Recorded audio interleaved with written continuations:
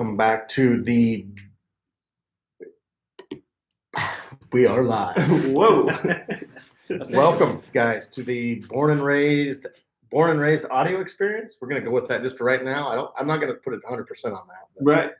We'll go with it right now. That kind of reminds me of a Disney World ride or something. Yeah. It's the ride. I don't know. I'm not 100% on that. But anyway, today's a super special day. We've got Dirk Durham, the bugler, in the studio with us. How's it going, guys? It's You made the trek over, what, 8.5 hours last night? It's about that. Yeah, it's pretty good. Yeah. good ride. It was. I didn't have too many meltdowns in traffic. Yeah. So it's good. I didn't have to shoot any shots off into the. No shots fired. I was at the Little Mermaid play last night. Did you really? Oh yeah. Oh, were you in it? Like you said? No. Oh, I was texting Dirk and I'm like, he might beat us to the house. But luckily we got home before him. 10:30, rolled in the driveway. Sweet. Yeah. Sweet. Yeah, so special time. We're here with Dirk. We're going to do some questions from you guys live here on YouTube. This is our first time actually on like a podcast situation on YouTube live. Yeah, we're pretty cool. Kind of playing around, trying to get everything settled in. We had some technical difficulties like always, but I think we got it. You guys can hear us? Give it a chance. Yep. Give it a chance. Yep. They say yeah. Perfect. Cool. So yeah, if you guys have questions for Dirk on here, I think Dirk needs to open it as the bugler, like with the bugle and the whole. Yeah, I could probably do that. Yeah. I could probably do that. I mean, He came prepared. I did. Oh, look what I found. Oh, Yeah. look, the Mavericks. Yeah. Packing that around. It's the Maverick Reed that Phelps put the tape on upside down. Nice, So, Phelps. but guess what? It still works. Right. Yeah. Thanks, Jason. Yeah, it still works. Yes. Yes, it does. Where should I blow this? Just slow right up in into the face. space? Yeah. Up in Cyberspace? Yes. Yeah. I got my headphones on.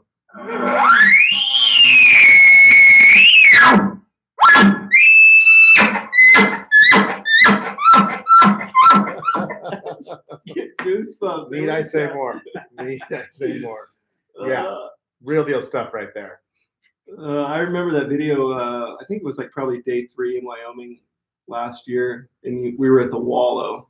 And you were just like, we gotta find these things, and you ripped one off and chuckled. Tried to look at you like, okay, guess it's pretty good. Then right after that, you splashed me with a stick in the back. Well, yeah. yeah. I was felt there. bad No, I about was it. there. You But I did tasted the giggle. LP, right? Yeah, it's just you had this really good teaching moment where Cody and I are standing here. Sometimes we do this. I'm like, oh, cool, this is gonna be great. She takes this big stick and just throws this wall of water clear in my face. Sometimes you got to drink from the wallow. Yeah, I could taste the the whole urine. experience. I could taste it. It was good. So, I wish Cody would have kept the camera I in your know. face a little better. I know. It There could have was been a lot lot of better. hatred there. Yeah. There was. Yeah. Well. Anyway, so how do we want to run this? Let's. We start out. We already introduced Dirk. Let's. Want to take some questions? Yeah, I think take some questions here as they're coming across. We'll do our best. The last one here. Why do you guys stand when a bull is coming in? Why do we stand up? versus kneeling, Yeah. probably. Okay. I've always felt it was really comfortable to stand because a lot of times you think the bull's going to come in this way, but a lot of times they'll come in a different spot. And if you're on your knees, you're kind of pigeonholed. Yeah. And second, I can't kneel down for very long. My legs go to sleep and it's uncomfortable. And I'm kind of a big baby. So, Well, and like two, every time I mean, not every time, but 90% of the time you're practicing with your bow, you're standing. right. I mean, you're more comfortable. Totally. I think you shoot better too, standing versus Absolutely. kneeling. Absolutely. Gotcha. I like to stand, let my concealment, my camouflage work, back up to something that I blend into. Standing semi. in front of the object, not behind Not it. behind. Never Yes. Never in the middle of something or behind something. That's a big thing for, I think a lot of people, we've had a lot of questions on, well, how do you guys do your setups? My biggest thing is looking for shooting lanes and looking for something behind you to break up your cover. I never try to if it's, usually we're in timber or something, I never try to stand in a sunny patch. Right. Always just a shadow, shaded spot. Yeah, we get a lot of questions on that, and we'll do some scenarios, do a whole YouTube thing on scenarios of just kind of a playback of some certain hunts that we've been on, and I think it should be kind of fun. I get a lot of questions on setups.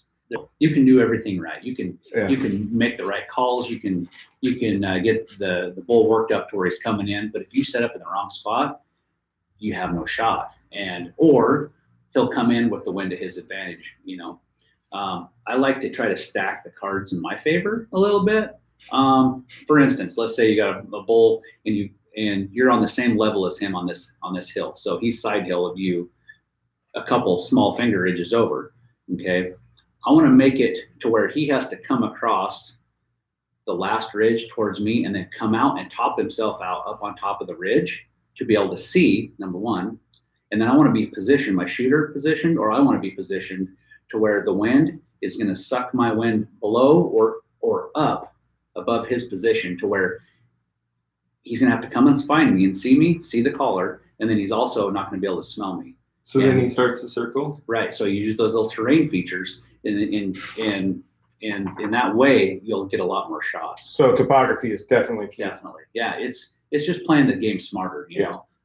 And I like to do a proactive play on the elk instead of reactive. Gotcha. But sometimes all you got is reactive. And it seems like when you do the reactive, like we have to set up right here, right now, and I hope this is going to work. That a lot of times doesn't set out. It falls apart. Yeah, the wheels fall off. Right there. Yeah. It's interesting you said that. I mean, and I've had it too, like where bulls, they'll stop on a ridge and you couldn't get to that point to get set up, and then they lose interest, and they don't see what they want to see, and they'll leave. And then it's like, okay, I want to get to that point where I can shoot him again exactly where he was standing, because it seems like that's their comfort. They'll come back to that. They've gone that far already. Right.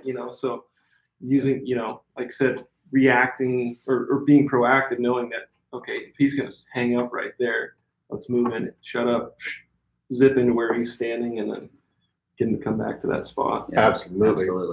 And a lot of times you got to think too, let's say that ridge he's going to come out on is open as can be, open timber and stuff. You may just pump your brakes a little bit and say, I'm not going to call him in there. I'm going to wait and then try to call him in maybe a little different spot. That's a great point. Because if he can see 100 yards and you're 100 yards away, he's going to come up every time. They're going to lock up unless they're just stoned out of their mind mad. They'll lock up and they're going to stand there for a while and then lose interest. And I think that kind of goes into you don't always have to push them. Wait till you get in a spot where actually it favors you a lot more for that shot opportunity. Yeah, I would totally agree. Let's see here. Back on the airwaves.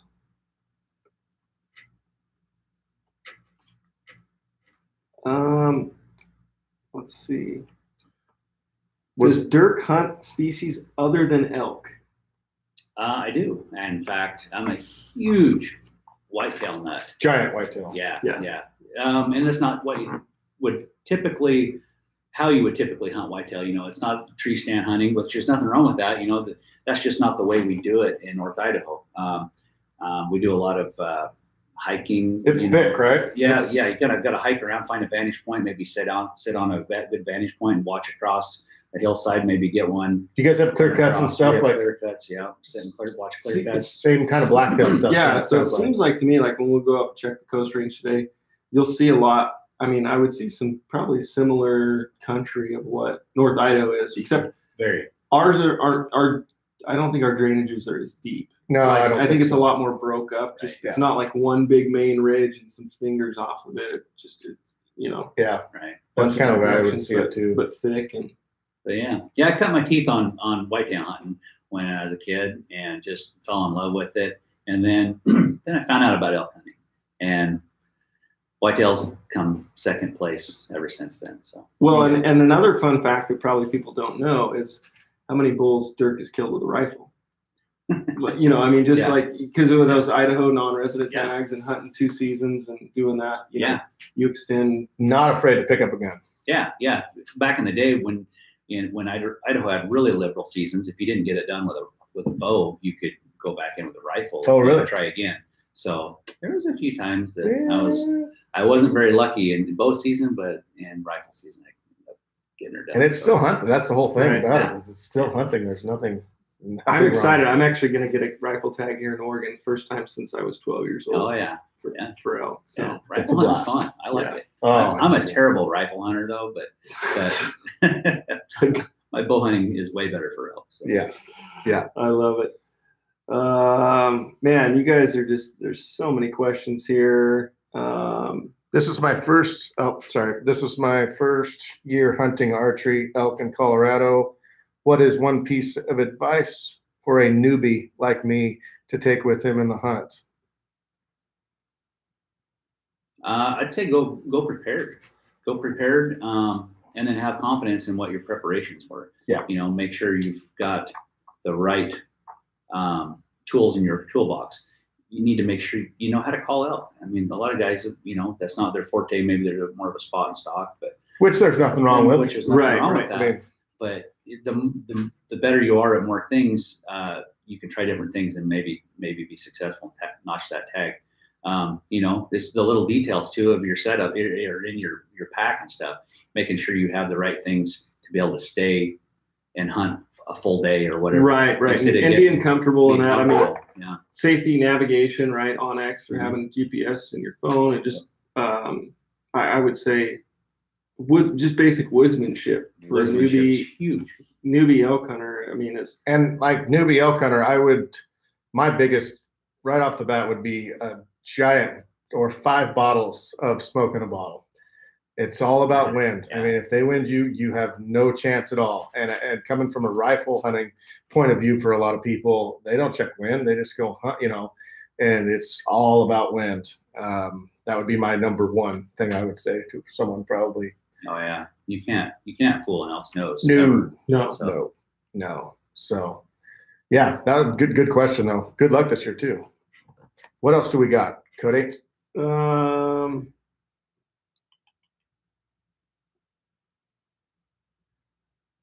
Have you ever ambushed an elk and not called it? Rambushed. With a rifle. Yeah, there's a funny story. This should be good.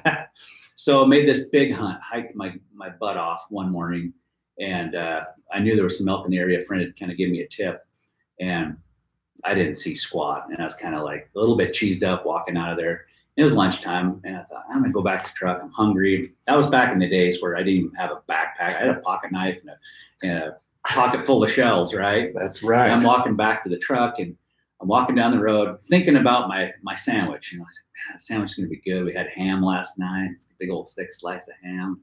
I'm walking, it's so stupid. I'm walking down the road and I hear something in the brush. I've checked out at this point. Yeah.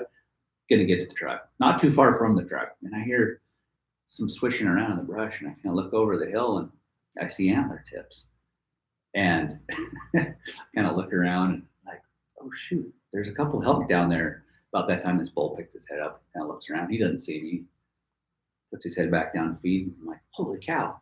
So next time he put his head up, I let him have it and tipped him over backwards right next to the main road. And we loaded him whole. And Tough hunt. I hate to admit it, but that was a pretty tough hunt. Did you tell your friend, hey, thanks? Or I did. Yeah. He helped me get it out. So. Oh, that's nice. You know, we've done a little bit of it, but I mean, and it's definitely doable, especially the Oregon coast. You know, clear cuts, guy can spot and stalk, or you know, and do it. It's just not our. It's kind of like the backup of a backup of a backup plan.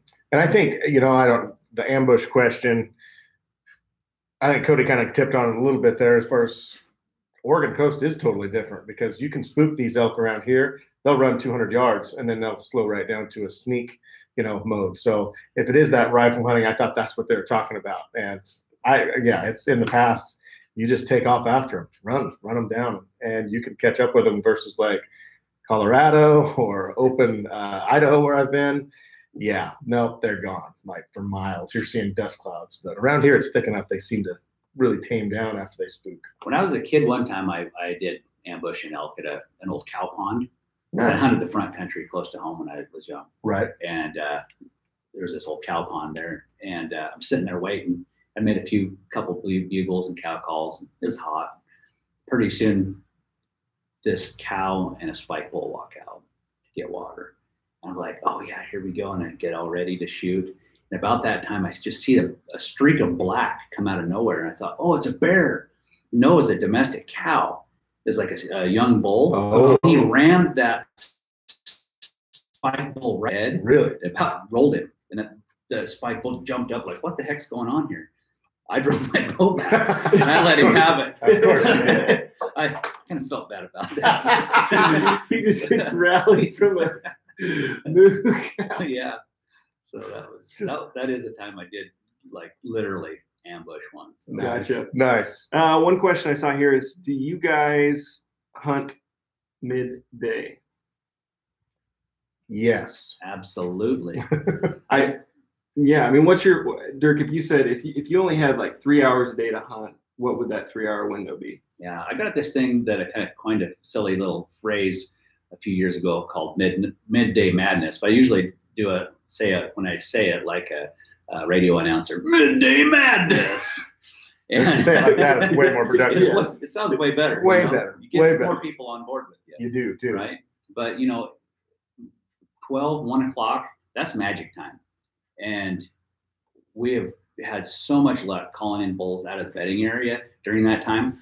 If you think about it, I try to, figure out the whys of elk hunting a lot. But they've been up all night, running around, rutting around. They get their drink in the morning, whatever, make their way up the hill to their bed. And the cows, they're checked out at that point. They want to lay down. They don't want to do nothing. Well, the bull, he lays there for a while, but he's got testosterone brewing in his veins. And he'll get up and check the herd and then lay down. Get up and check the herd, go rub his horns or go roll around in a wallow right there. Well, if you can get up there in that 12 to 1 o'clock time, at that point, he's kind of lost his patience for sitting around for the day and he wants to do something. Mm-hmm. You get up there and he's kind of agitated a little bit and you make a couple little quiet cow calls and a lot of times they'll rip a bugle like immediately, like, hey, get over here. You're not supposed to be over there. And if you can cut them off with a mean, big, nasty challenge bugle, that's the deal sealer. A lot of times they won't tolerate that because you're right in the middle of their bedroom and they're going to come over there and fight you. And it's like shut up and they just come. Yeah. Have them come in on one bugle before, then just come run. You can hear them coming. They're just running. Other times they'll kind of try to build a little confidence in themselves and rub their horns a bit. Right. That's a lot. You'll see those. Bulls bed up and then they'll get up, rake. And when you're bugling back and forth, and then that, we've had them where we busted them or whatever. You go over there and just 2 or 3 trees are just ripped apart right by his bed. And I don't know if he's over there kind of building himself up, getting himself worked up, or if it's kind of like when you're a kid. Yeah, Jimmy, you got this. Yeah. And there's one donut left, and you go over and lick it real quick, kind of like you're marking it as your own. Maybe he's just marking that spot like, hey, this is my spot. Don't even come over here. Remind me never to eat donuts. Dirk has. Is that what we're going with? Don't ever eat the last donut. Okay. Right? Ever. So, but yeah, if you can rake and he rakes, and every time he bugles, and if you bugle right over the top of him, it won't be long. And two, you're dealing with one elk instead of the whole herd. You're dealing with one set of eyes and one nose instead of, because they're bedded down. He knows they're safe, and he feels comfortable about leaving them. So. Copied that. Yeah, another one that I saw was, does Dirk have a day job? Absolutely. I work at Night Force Optics in Orfino, Idaho. They're precision long-range optics. They're military-grade tough scopes. I'm the purchasing agent, so I spend their money all day long. Real deal stuff. Yeah. Nice.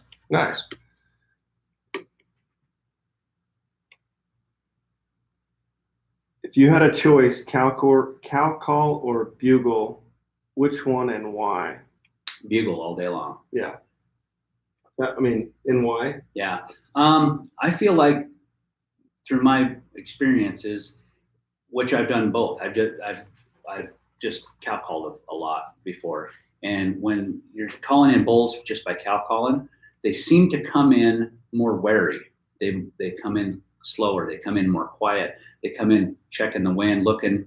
I think they're wanting to make sure, number one, they're not going to get blindsided by a bull that they didn't know was there. Right. Okay. Or maybe, they're just being, just being cautious. Yeah.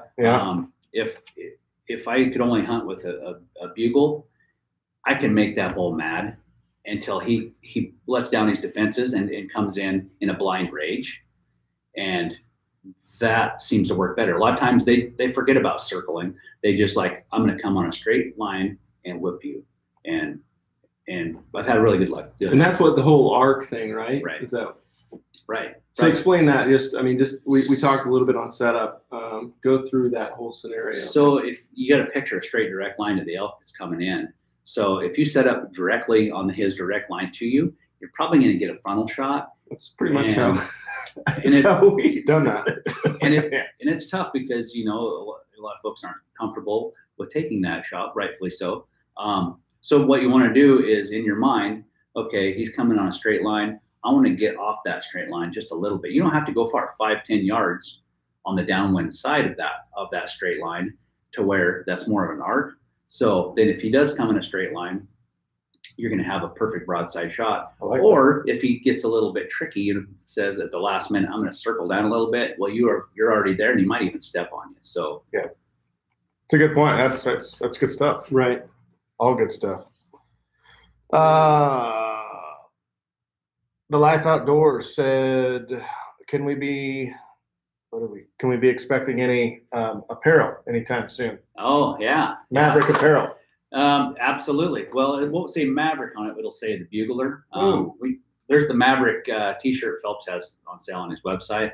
But I'm getting some hats made up here. Probably be done towards the end of August. Sweet. I have some stickers that I've been kind of doing some tests with stickers, trying to get the Bugler sticker, the right size. Either they've been too big or a little too small. I'm gonna get the right size so people actually put them on something cool like Cody did. But so there'll be some cool hats coming down the pipe here towards the end of August. So we were talking about this before, and you're at almost 10,000 people on Instagram. Yeah, wasn't it? The Bugler. The Bugler, guys. The Bugler. Yeah. Subscribe to the Bugler, one word. So Dirk, he pulled it up and he was trying to do this, and he said, I'm not at 10,000 yet. I can't do that. So BRO Nation, right now, go to Instagram, log in, search the Bugler if you haven't yet, and follow Dirk. It's so much information like you're hearing here, and a little bit of comedic, maybe. Every now and then. Maybe it's usually just some pretty pictures and a couple little real deep swimsuit edition stuff. Deep thoughts. Yeah. So Dirk, man, he's super talented. Go subscribe, guys. Yeah. And I have a few little tutorials I'll put on my story. We call them nuggets. Nuggets. Yeah. I liked how you dressed up on 4th of July in your full camo and went around acting like you were hunting just to practice makes perfect. Well, first off, America. Oh, America. Yeah. I just wanted to do some bugles in the backcountry because I hadn't heard one echo out through the mountains for a while, and that was the first trip I'd actually been to the high country since last fall, because in Idaho it gets snowed in so bad. The snowdrifts are not even melted out till the 4th of July or the 1st of July. So a lot of places. So anyway, I wanted to go up there and let freedom ring. And, you were reeking with freedom. That might not have been all. That might or may not have been all. Yeah.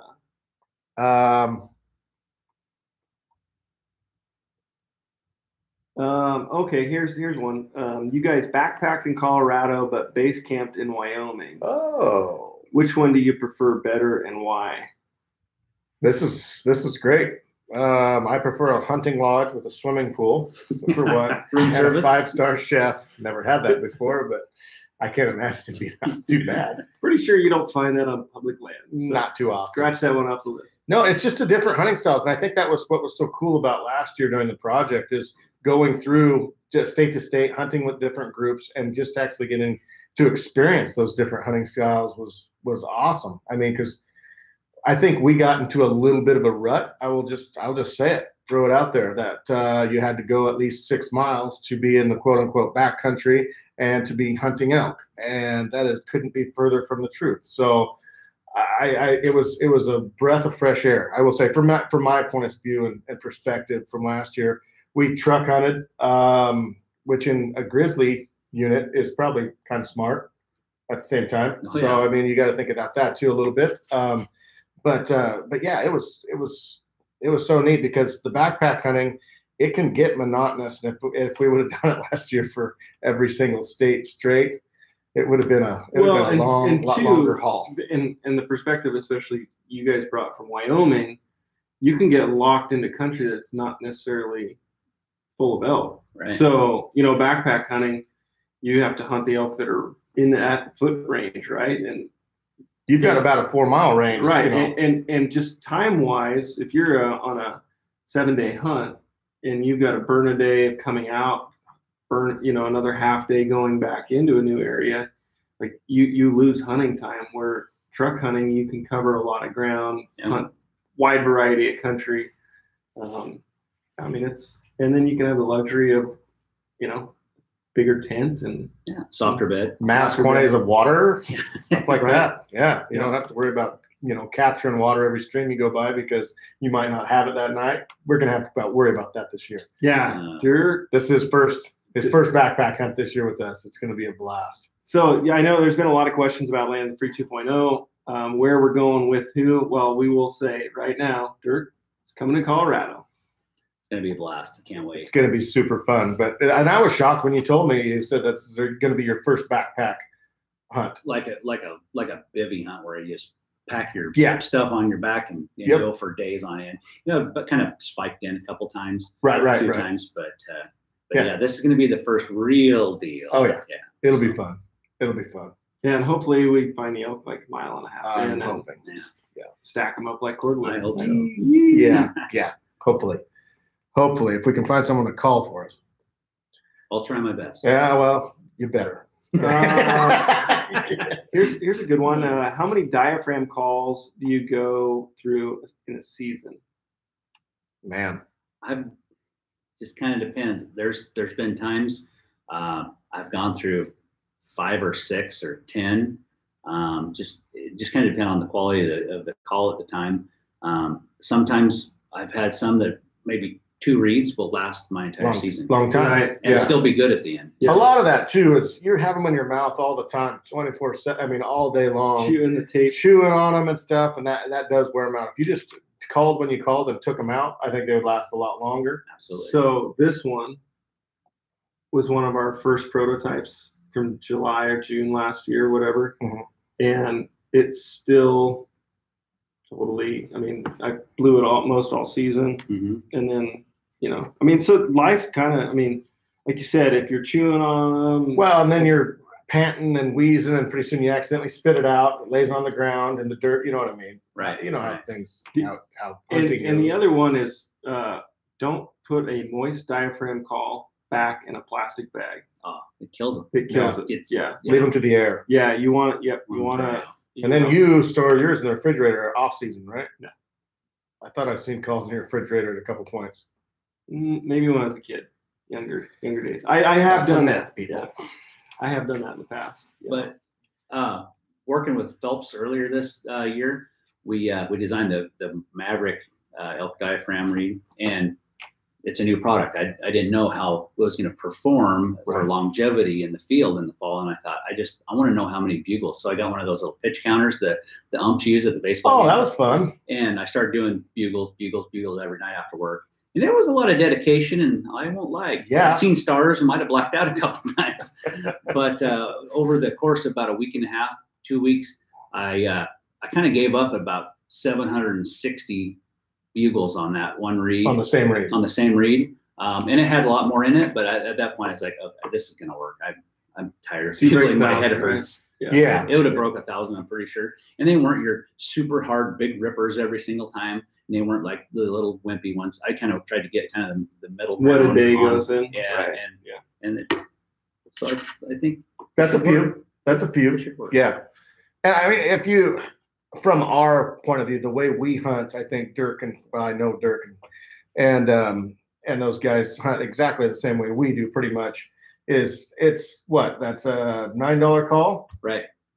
When $9 could be you getting an elk or not, it's pretty. It's probably been best. You've got a $1,600 bow. You've got you're decked out in camo. That's I don't know how many $100. Yeah, a little $9 piece of reed or whatever that you put in your mouth is a pretty big investment. So when you go out there, make sure you have plenty of them. Well, what lasts long? It can really ruin a $9 call or a $9 venti latte.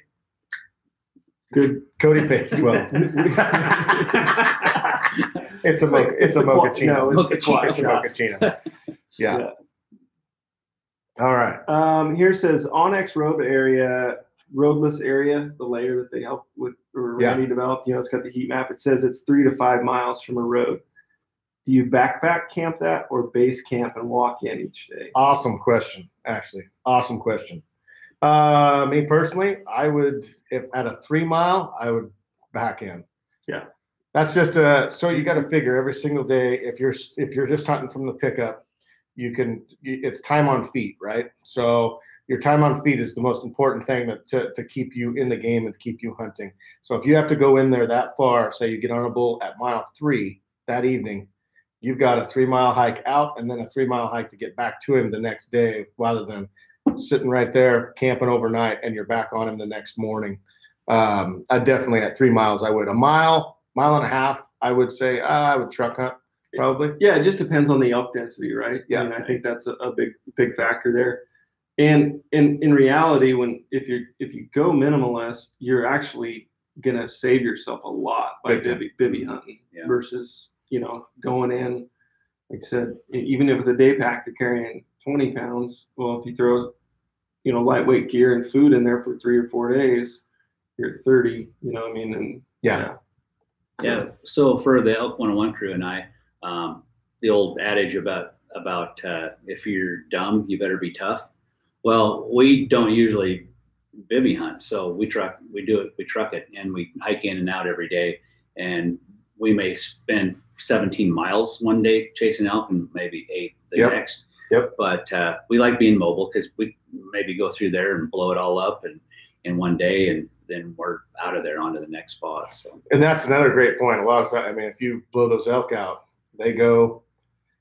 You've got to look for more. Climb out of that. Sometimes it takes miles to find more, rather than jump back in the pickup, go down the road, bugle a couple times, get something going, take off. Yeah, Trent and I hunted the spot in Idaho in 2015 and 2016, and there was just these knife ridges that broke everything up. It's like you crest it, you get one bull to crack off, and then you go chase him and screw it up. It unwound, and then you're just like, deal. You know, this is the only elk or only bull in this basin, and now it's going to be climb 1,500, 2,000 feet, drop back down, and to the next one, and you're just like, yeah, it was that was a tough hunt.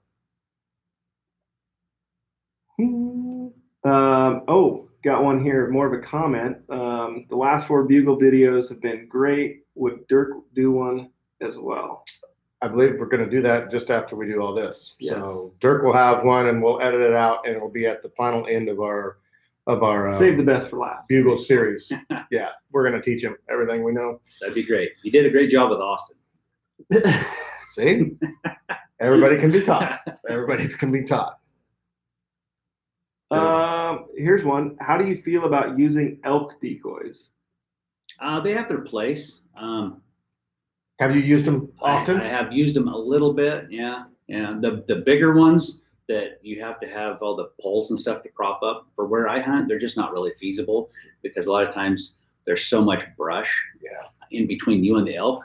If you deploy that thing at 60 yards, they're never going to see it. Not going to matter. It's not going to see it. That heads-up decoy is a lot smaller. It's just a head, basically. That one's pretty nice because you can just pop that thing out and flash it a little bit. And decoys are funny. Either they work like magic or they don't work at all. 60% of the time they work every time. So there's kind of a weird deal. So yeah, I mean, I learned a lot about it.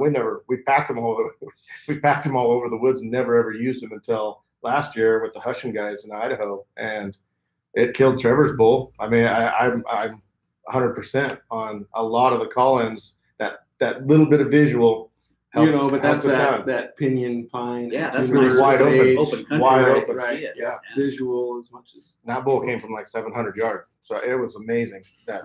We were up there waving them like flags. Looked like Dirk on the 4th of July. Shout out to the hunting public for watching Born and Raised. Both creators. Oh, the hunting public's on here. That's awesome. That's awesome. So if you guys have it, there's a channel called the Hunting Public. These guys based back east do whitetail, public land, do a day-by-day. They did a turkey tour, like a 50-day turkey tour. So maybe we can collab. That is a long time to hunt birds. That's we could do that. Thunder Bugle. Thunder Bugle. So hopefully we can connect that up.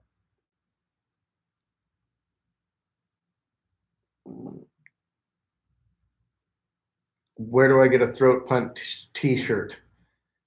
Go to Austin's, it's email him, right? Yeah. Throatpunch34 at gmail.com. At gmail.com. And he is taking orders as we speak. Dirk, what size exo pack did you run in Wyoming last year? I ran the 2000, and it's kind of their day pack model. Yeah. But not to sell it short because it has the same frame as all the bigger packs. It just has a smaller bag. I ran the same one.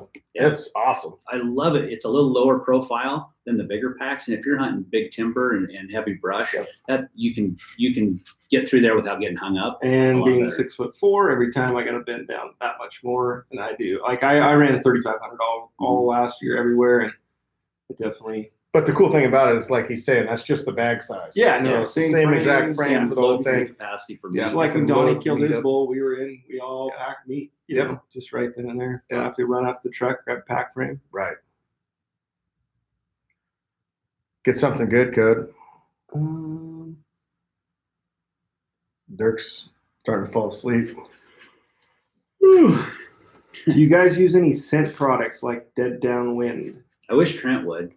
He got to be the stinky kid last year. You know, I was dead downwind for sure. Good Lord, take a bath. You know, I mean, you were the only person that really complained. Well, you know, sometimes the best advice is the hardest to hear. And sometimes it's the long shots to pay off the bait. Oh, yeah, we showered. Yeah, we did the quick shower. Yeah, that was good. That hurt. I mean, that was like bone chilling. It was humbling too. It was humbling. Yeah, very humbling. It's cold water. Rough. Whew. Yeah. Next year, no, but really, wet ones. We just watched the wind on that. You know. Yeah. Oh. Yeah. I'm sorry, but you can you can drink that stuff and take a bath in it. But in the end of the day, you've sweated. You've put out way more body odor than that stuff's going to mask. And their nose is so good. It's so good. So yeah. What's your favorite part of Oregon to hunt? And then another one is, what's your bow poundage? Dirk? I've only hunted Oregon once. And did you? Yeah, I drew a southeast or northeastern Oregon tag back in 2005, and it was completely different than what I was used to. Not nearly so much underbrush, lots of big ponderosa pines. It was beautiful country, and it was very challenging. Was it? A lot higher elk densities. Lots of eyes. Yeah, it was tough, but it was fun. Did you kill them? I did. I killed a cow on the last day out of spite. The cows the bulls would bed down right in the middle of all the cows. Oh, yeah. And there were so many bulls that my bugle was nothing. One bull would bugle and 14 more would scream. They didn't care. And then I would bugle, and then I was just invisible. So it would turn to a spot and stalk, belly crawl for 300 yards through that kind of stuff. That's a little different. And every time I'd get right into position, almost get one cow would stand up, they'd all stand up, and the bull was safe every time. So I shot a cow on the last day out of spite. And I will say that was the toughest piece of meat I've ever eaten in my entire life. Her ivories were worn off to nothing, and the meat was tough. So, really? Yeah. Hey, it was an elk. It was an elk. It was an elk. I didn't know. And what pound did you shoot? I shoot 35 back in the day, back when I was a strapping young lad, and bows were like 60% let off. I shot 80 pounds. Then I kind of got down to about 70, and right now my bow is sitting at 63 pounds. Is it really? Because when you have to hold for 2 minutes, 2 minutes and 46 seconds. Last year you held for a long time. You got to have it manageable. So yeah. And at that poundage, it still shoots good. I've got different sights on my bow, sight pins. So I'm going to shoot the different pin anyway. So yeah. Favorite spot? Is that what it was? In Oregon? Yeah. I like hunting Roosevelt. Just because as far as on the Rocky Mountain side of things, we've been privileged enough to go out of state and been able to do that for the last few years. And so getting back hunting Roosevelts is something that I really dearly love. One thing I will say that kind of gets monotonous is we hunt the same spots every year pretty much. I mean, we know the spots. We know that there's going to be elk here and there. And So you don't get that new ground. You don't get that's the nostalgia. Just the sense of adventure. Yeah. Of going out of state and having a new adventure and going to a new spot. And no, it's let's go. We'll hike down to this spruce tree. I know where they wallow. I know where they're gonna, or around where they're gonna be. We don't know where, right? But anyway, it's just that's what's so neat. And talking to a lot of people that they said we inspired them to go and do something outside their comfort zone was pretty cool. It's been really, really neat this last year. But my bow, I've shot 80 pounds like Dirk a couple of years ago, or my last bow was 80 pounds. This year I just got a 70-pound bow. It shoots really better than I can. So it's the Hoyt. Cody? RX1 Ultra. RX1 Ultra. I was just seeing if you knew. Testing you. Broadheads. This oh, like a boy. Great debate. Oh, boy.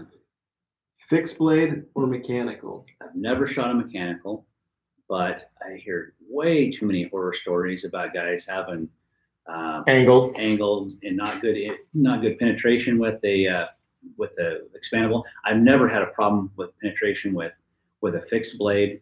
And I'm a firm believer if you set up your arrows right from the beginning and your bow is tuned, unless you're shooting 100 yards or something, mine fly good. I mean, I don't shoot 100 yards with my broadheads anyway. It's 60 and under, just target shooting. They work great. I try to keep my shots a little closer than that anyway in hunting scenarios, 40 yards or less.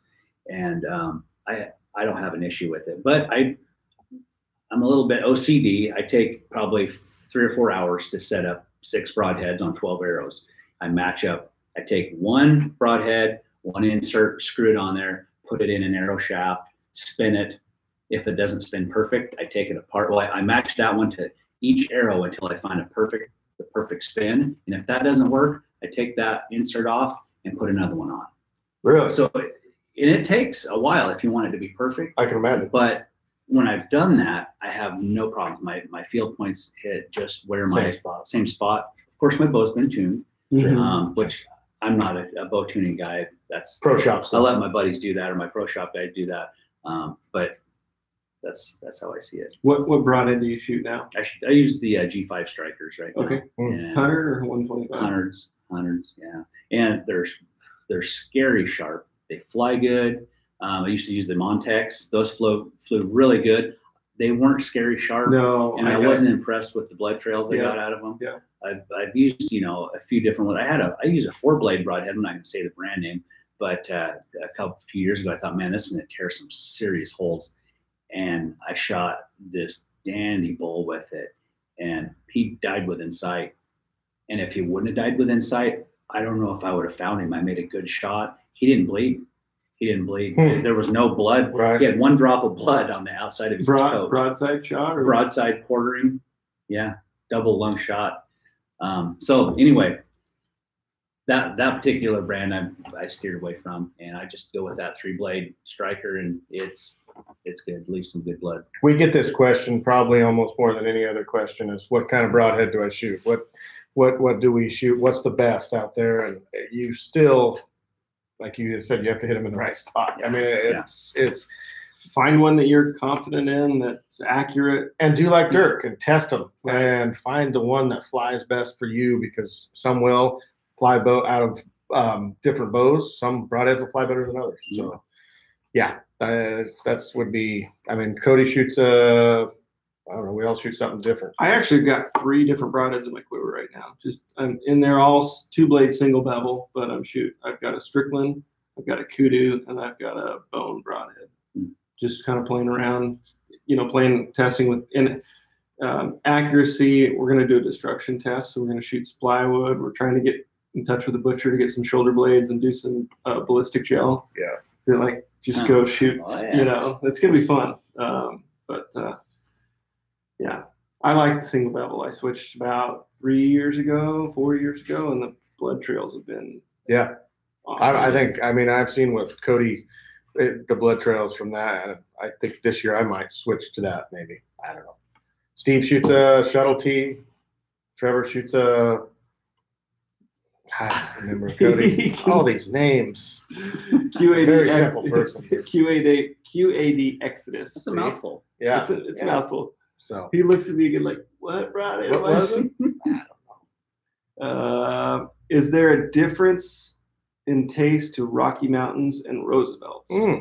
Actually, and I've also got the same question on here. Is there a difference in pitch and tone of bugles from Rockies to Roosevelt's? And I've never seen it. They both have Dragon Slayers, and they both have. All bugles are different. Yeah.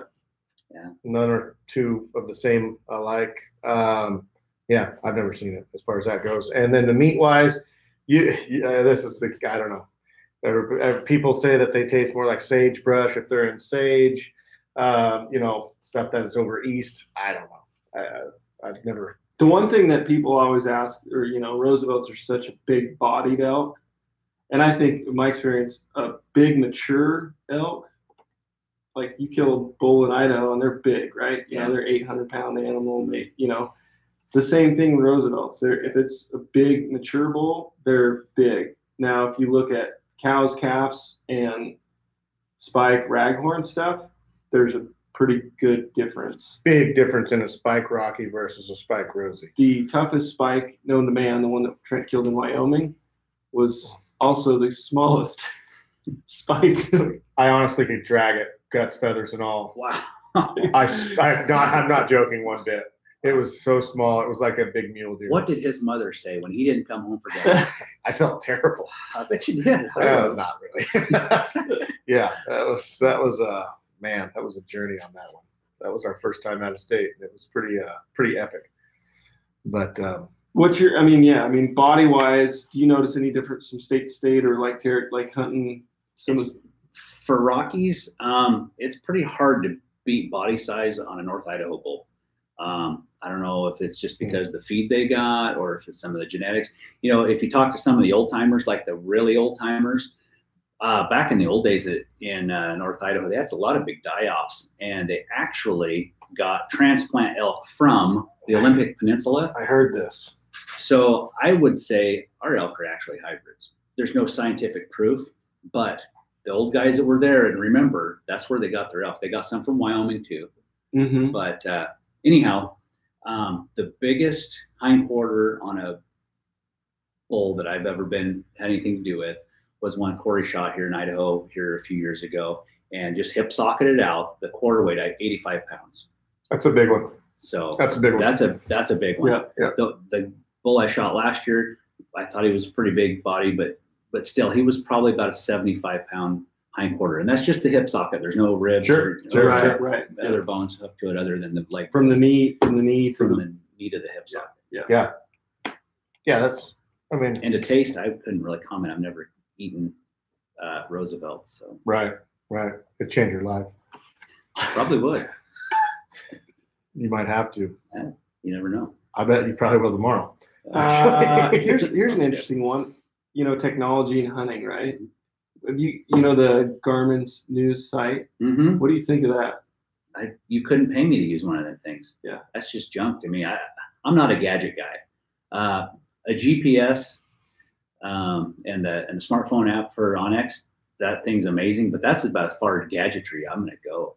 I'm not even interested in looking at one of those things. They're probably kind of cool, but I can just see that thing maybe having a failure, and then you got no sight pins.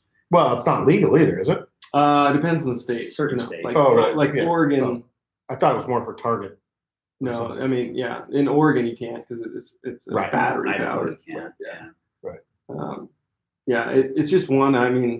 It kind of goes down that slope. It's like muzzleloaders, right? And when they went to inline shooting sabots and fired X pellets versus powder, like now I know Gunworks is making a muzzleloader you can shoot like 700 yards with. Oh, yeah.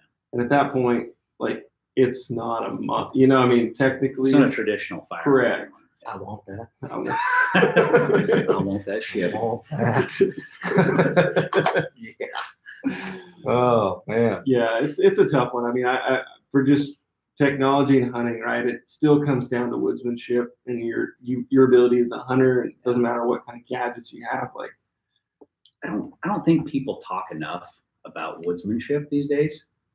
there's a lot to be said about that, because I grew up in Idaho, lived it, spent my whole childhood in the woods and everything, but still, I mean, there was a huge learning curve of hunting the front country versus hunting the back country and navigating the back country effectively to close the distance to elk and stuff, and knowing what to do and what not to do, not getting sucked down into some big brush hole you can't fight your way out of. I mean, there's a lot to it, and I think a lot of folks should really, definitely check into woodsmanship and mastering that. Yeah. And that would go a long ways, besides, other stuff.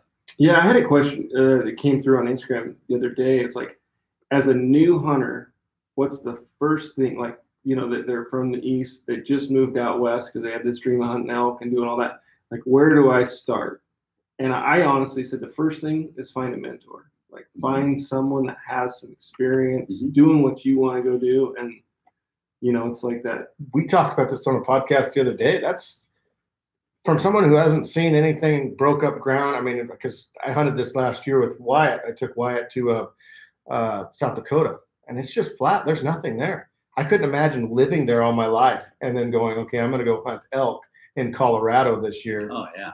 I'd be scary as hell. It'd be so intimidating. Oh, I couldn't even fathom it. And so, yeah, I can see after doing stuff like that and then seeing where a lot of people grow up and stuff, like you said, the woodsmanship thing, it's a big pinnacle. That's just learning that and how to maneuver the mountains and how to follow the sun, simple things, starting a fire, stuff like that, or with no material. That would be darn tough, really tough. Very daunting. Yeah, intimidating. So it's pretty cool that people are actually coming and getting out of that bubble, I guess, and breaching the comfort zone and saying, okay, I'm just going to go. And my biggest thing to everybody is don't base success on killing something. You don't have to kill something. I mean, you will have a blast. I promise you. You will learn so much about elk. You will learn so much about yourself. You will learn so much about everything like that, rather than, I have to kill something to put it on the gram, right?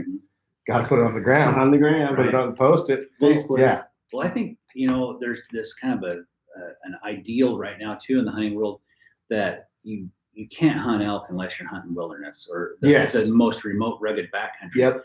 A lot of states have some really amazing front country, I like to call it. It's some of the stuff that's roaded up, or maybe the country's gated off or whatever. Yep. But that country is a lot less intimidating. It's a lot easier to navigate. And when you're new at it, that would be a godsend to navigate a lot easier.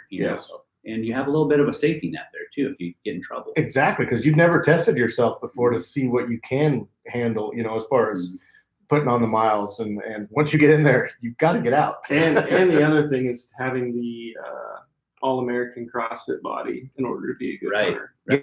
Yeah, you have to. Right. Well, look at us. Living proof. I'm a prime specimen. I mean, it is what it is. Like 3% body fat, 30%. I don't know. 3.2 right now. All these numbers. Except when you give Trent a hug, it's like holding a 55-gallon drum. He's pretty solid. Yeah. No. He hasn't lost any of it from cutting either. No. He's got dad strength. He's got dad strength.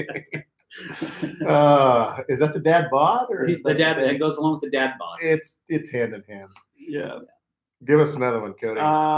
Can you bugle without a reed? Can I? Yes. You can. Just trying to use your mouth. Well, if the the change of life hasn't ruined it for you, maybe. I think he's hinting to puberty here. My son can bugle way better than I can. Yeah. If I tried to do it right now, it'd sound like I was calling hogs. Let's see. I want to see that. Let's just try it. Let's hear My throat's a little dry. Bring it.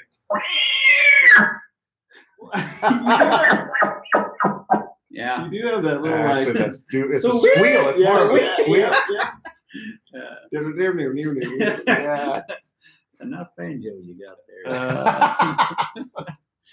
I love it. What resource do you use to find closed roads? Closed roads? Yeah, closed roads. Scouting for one of the Onyxes. I mean, they have so many layers on their maps now. It's awesome. One thing that I would say, it's not on the closed road side of things, but maybe hints on a little bit, is to look at the burn layers on. Just with lately, I'm thinking around here right now, I mean, everything's on fire around Oregon. It's smoky right now. And for the last few years, it seems like fires have been a big deal. Look, those burn layers and hunting on the edges of those has helped a boatload in the past for us too. So yeah. Yeah, and then too, like if you find an area, you can, you know, depending if you're Forest Service BLM, you can use that local resource there, and then get copies as maps as well. But like I said, Onyx has a layer there with those U.S. Forest Service roads, and you can figure out what's open, closed. Yeah, they'll have their travel restrictions Yeah, and stuff. yeah, exactly.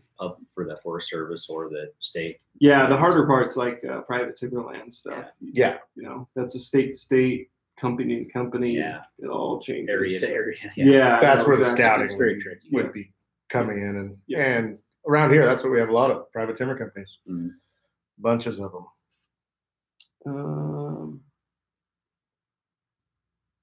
Do you feel pressure to elk?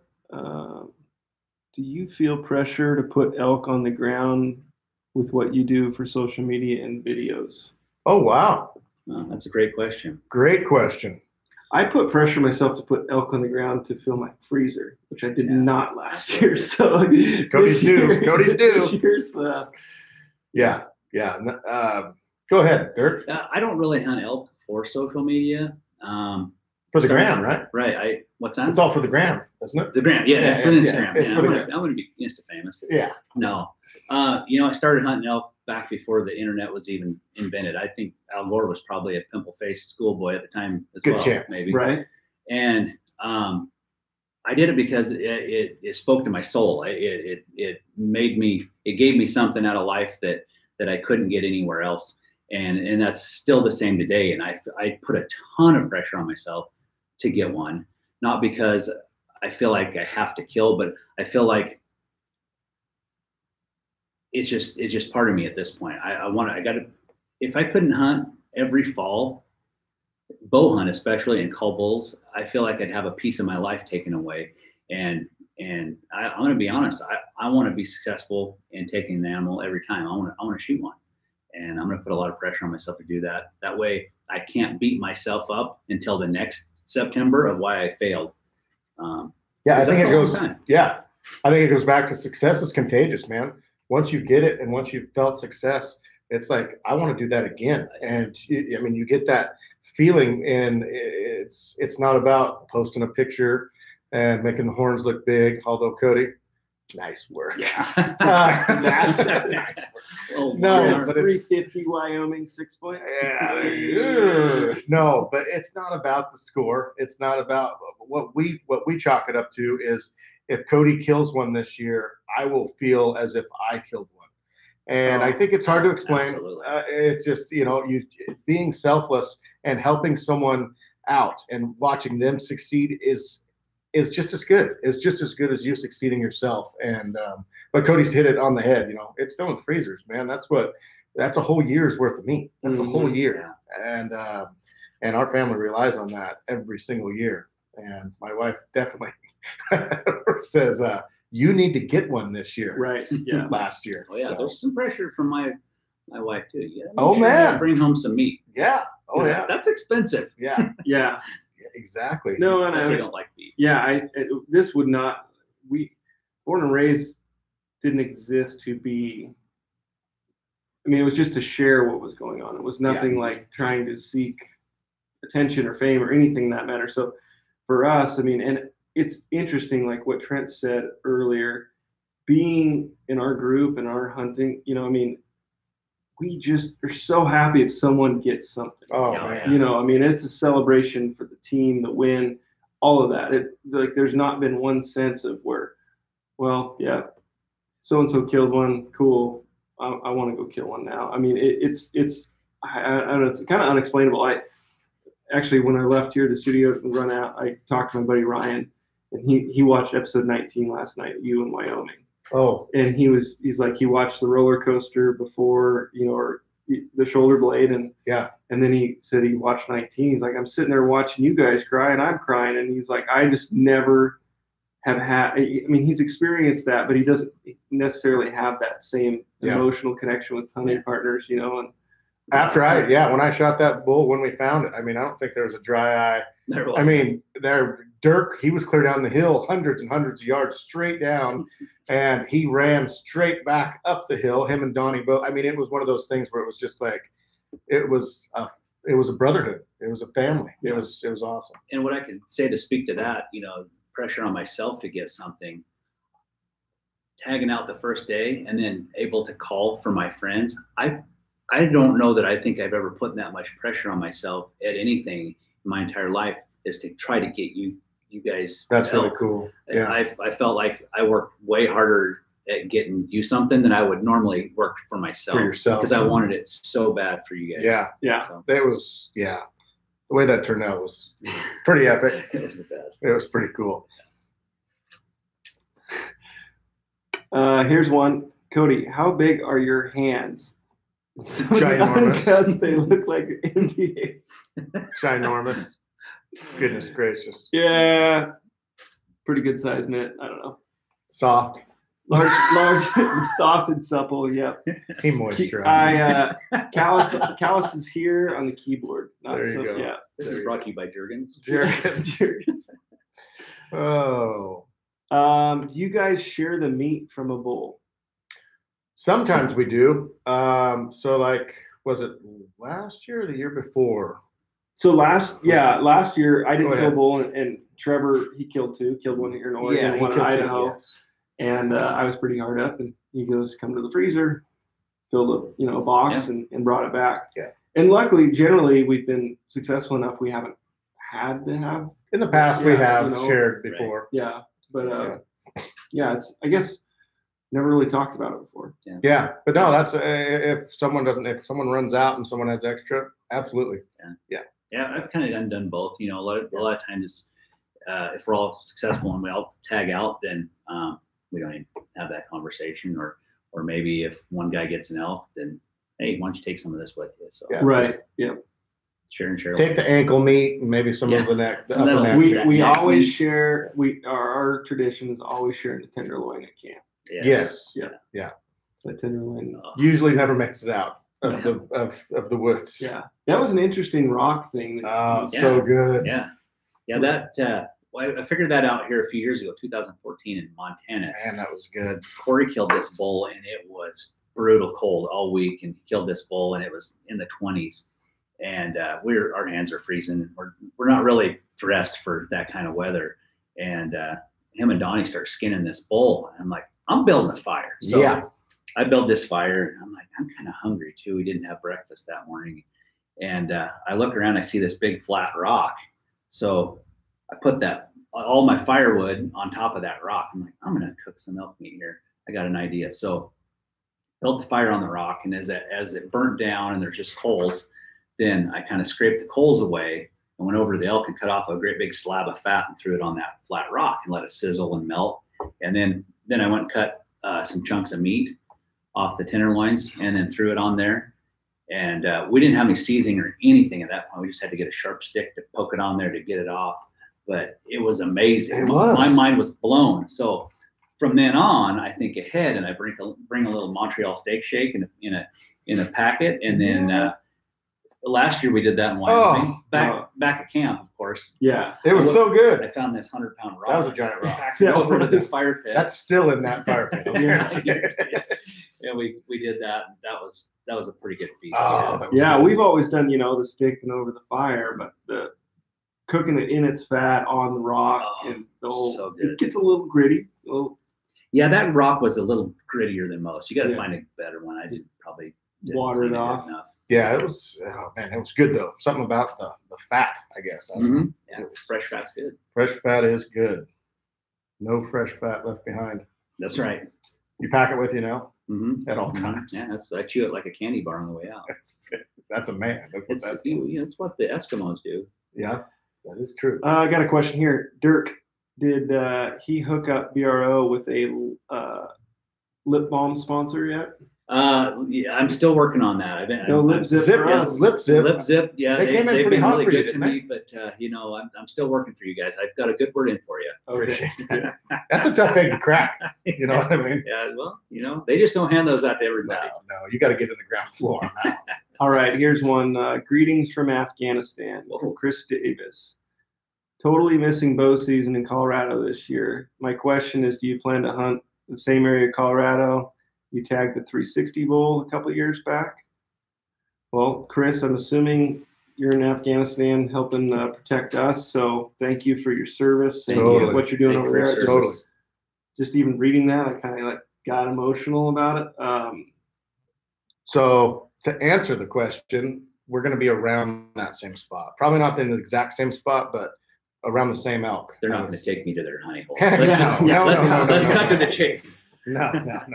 That's where actually elk are. Yeah. We just hunt the fringes. Yeah. The front side. What'd you call it? The front country. Front country. Yeah. We'll be hunting the front country on that one. How do you approach calling elk in the early part of bow season? Like, so let's break this down from like August 25th to September 5th. What's your strategy? Typically, it don't open until September 1st or August 30th where I'm at. So the strategy is pretty much the same. We're going to cover country. We're going to bugle a lot. It's similar to your cat road shuffle. We're going to eliminate country where there's no elk bugling until we find some to bugle. And I'll be honest, there probably is some elk buried in some of these holes. They're just not talking for whatever reason, whether it's wolf country and they're just being clammed up. But my game, I like to call in bulls, and I want to try to find one that will bugle, and then it's go time. Play the game. And I don't really like call any more timid early season than I do in the late. It's just get them going, get them vocal, let everything kind of escalate with the temperature of the bull, and then work him up off of that, and then gotcha. So we were talking earlier, moon phase, something that we really haven't paid much attention to. Here's the time we're going to go and we deal the cards we're dealt with. Tell me a little bit on your strategy of moon phase, thoughts, all of that. Okay. I've had some pretty tough years with a full moon and hot, dry weather. Man, it can be tough. They don't move in the daytime. They're back to the bedding areas, right at the first light and stuff. Do you think that shuts them up too a little bit? Yeah, it does. Because at night, because they're just working their butts off all night. They run around all crazy all night long, and then it gets hot in the daytime. They're like, man, we're bedding down, and they're tired anyway. But I kind of have noticed on full moon years where we have had success, that afternoon hunt, the evening hunt, has been really good to us. We've killed several that way, and I feel like maybe since they went to bed so early in the morning, they're ready to get up a little later or a little earlier in the afternoon. Gotcha. Right. And on those, that midday has been really good on those times, because they're holed up, they're sacked up in their bedding areas, and it's hot and dry, but they kind of get tired of, sitting there. They get agitated. So. But do you base your season on moon phase, or you just go hunt? I like to not have to hunt on a full moon. Really? Definitely. If you could pick. If I could pick, definitely. Gotcha.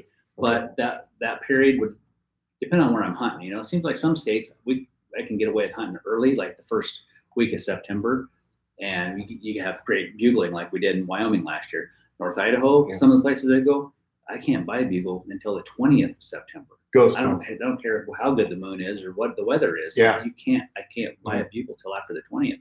So if I can get the dates and the moon phase lined up to where maybe you're coming off of a full moon, gotcha, back towards the dark moon, that's been pretty good. But the build up to the full moon can be good too. But I don't know.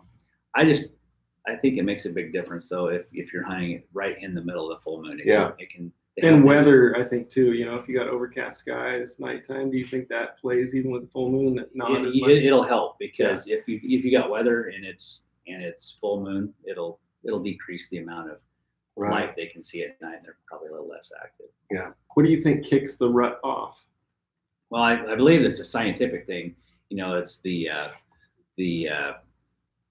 fall equinox. Is that what it is? Yeah. I think they call it fall equinox. Yeah. So, and they say that the cows come into heat within a week or so of that fall equinox period, and what it is the amount of daylight that's going through the pupil of the eye of the cow elk, and when it gets to a certain point, they come into heat. It's science. Can't argue. You can't argue. They asked I don't know how many cows they pulled on that. I was gonna say, And- what's the pull number there, buddy? Yeah, I think it was a lot. It was I don't think they ever asked any Roosevelt elk though. probably not. No, Yeah, they're kind of, they don't like to talk. no. They don't No. bugle either. They don't bugle. They don't rub. They don't do anything. No. They're just. Go ahead. Here's one. Would you ever just sit on a water hole or wallow and wait for the elk to come? I have, like that story earlier about sitting on that pond for that elk. When I was a kid hunting the front country, there's a lot of old cattle ponds and stuff, and I've done that, and it's worked out okay. I was kind of limited. A lot of times I didn't have a driver's license, and my mom would drop me off. So There you go. well, I can be 15 minutes from the house, and she'll drop me off, and she'll pick me up at dark, and I'll just sit here. But today, I probably, if unless I've exhausted every means of trying to get an elk to bugle, and I still haven't, then I would sit on water. But Yeah, I mean, like in different states, I know, I've heard New Mexico, Arizona, those drier where water, is not, I mean, a lot of the country we hunt, there's water everywhere, so it's not something critical. And to me, I don't know I know wallow hunting can be good, but I just don't know the frequency. It's like you have to put in 7 to 10 days on the same hole. And I'm not against it, right? But I think I would probably spend most of my time sleeping, because if I'm not up and around, running around, I get sleepy. And the elk would come in when I'm sleeping. Yeah. And I think it comes down to like technique alone. I mean, look at blacktail. Honestly, I do believe if you get on a good game trail for blacktail and you sit in a tree stand for a week, you're going to kill a nice buck. Can I do it? No.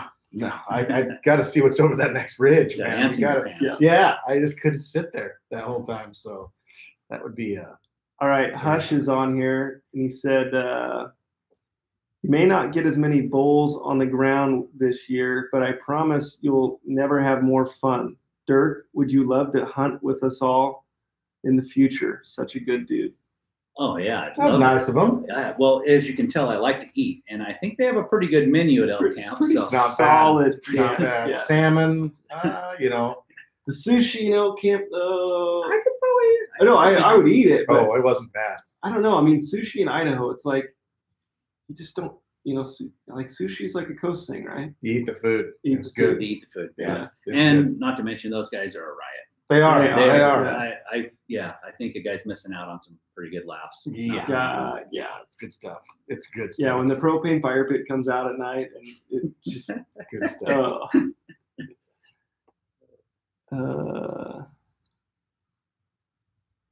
Trent, when did Casey finally wake up in the Roosevelt roller coaster?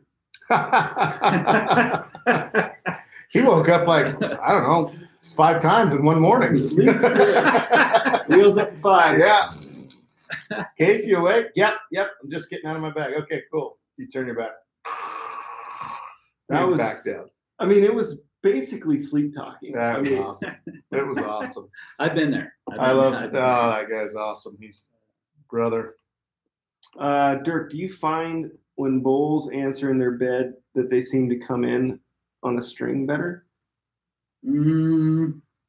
Just depends. That's a pretty good scenario. Let's say it's 12 o'clock and you hear a bull on the next distant ridge, and he just kind of gives you that, ooh, just kind of a real low key bugle. This is where I'm at. And yeah, he's not like, I'm not saying I want to fight. I'm just saying, hey, dude, I'm over here too. Yeah. How's it going? I think if you can close the gap and get over there and get like 100 yards and a lot of times too, you want to stay on the same level. You don't want to be below them or above them. You want to be on that same level, just in case you got your thermals that switch or something. You get a big cloud goes over. If all the hot air is rising and you're above him, everything's good till a big cloud goes over. As soon as that cloud goes over and you get some shade and shadows, that wind immediately starts dipping. No, it'll blow it away for you. So you want to be on that side hill, maybe about 100 yards or so or less, and then let him have it. Yeah, it's interesting what you talk about, the sun and shade and clouds and stuff. I remember specifically in Idaho a few years ago, approaching a bull, and we had an opening to go across. It's like we need to navigate based on what the wind's doing. That bull's above, but the wind's coming down our face in this draw.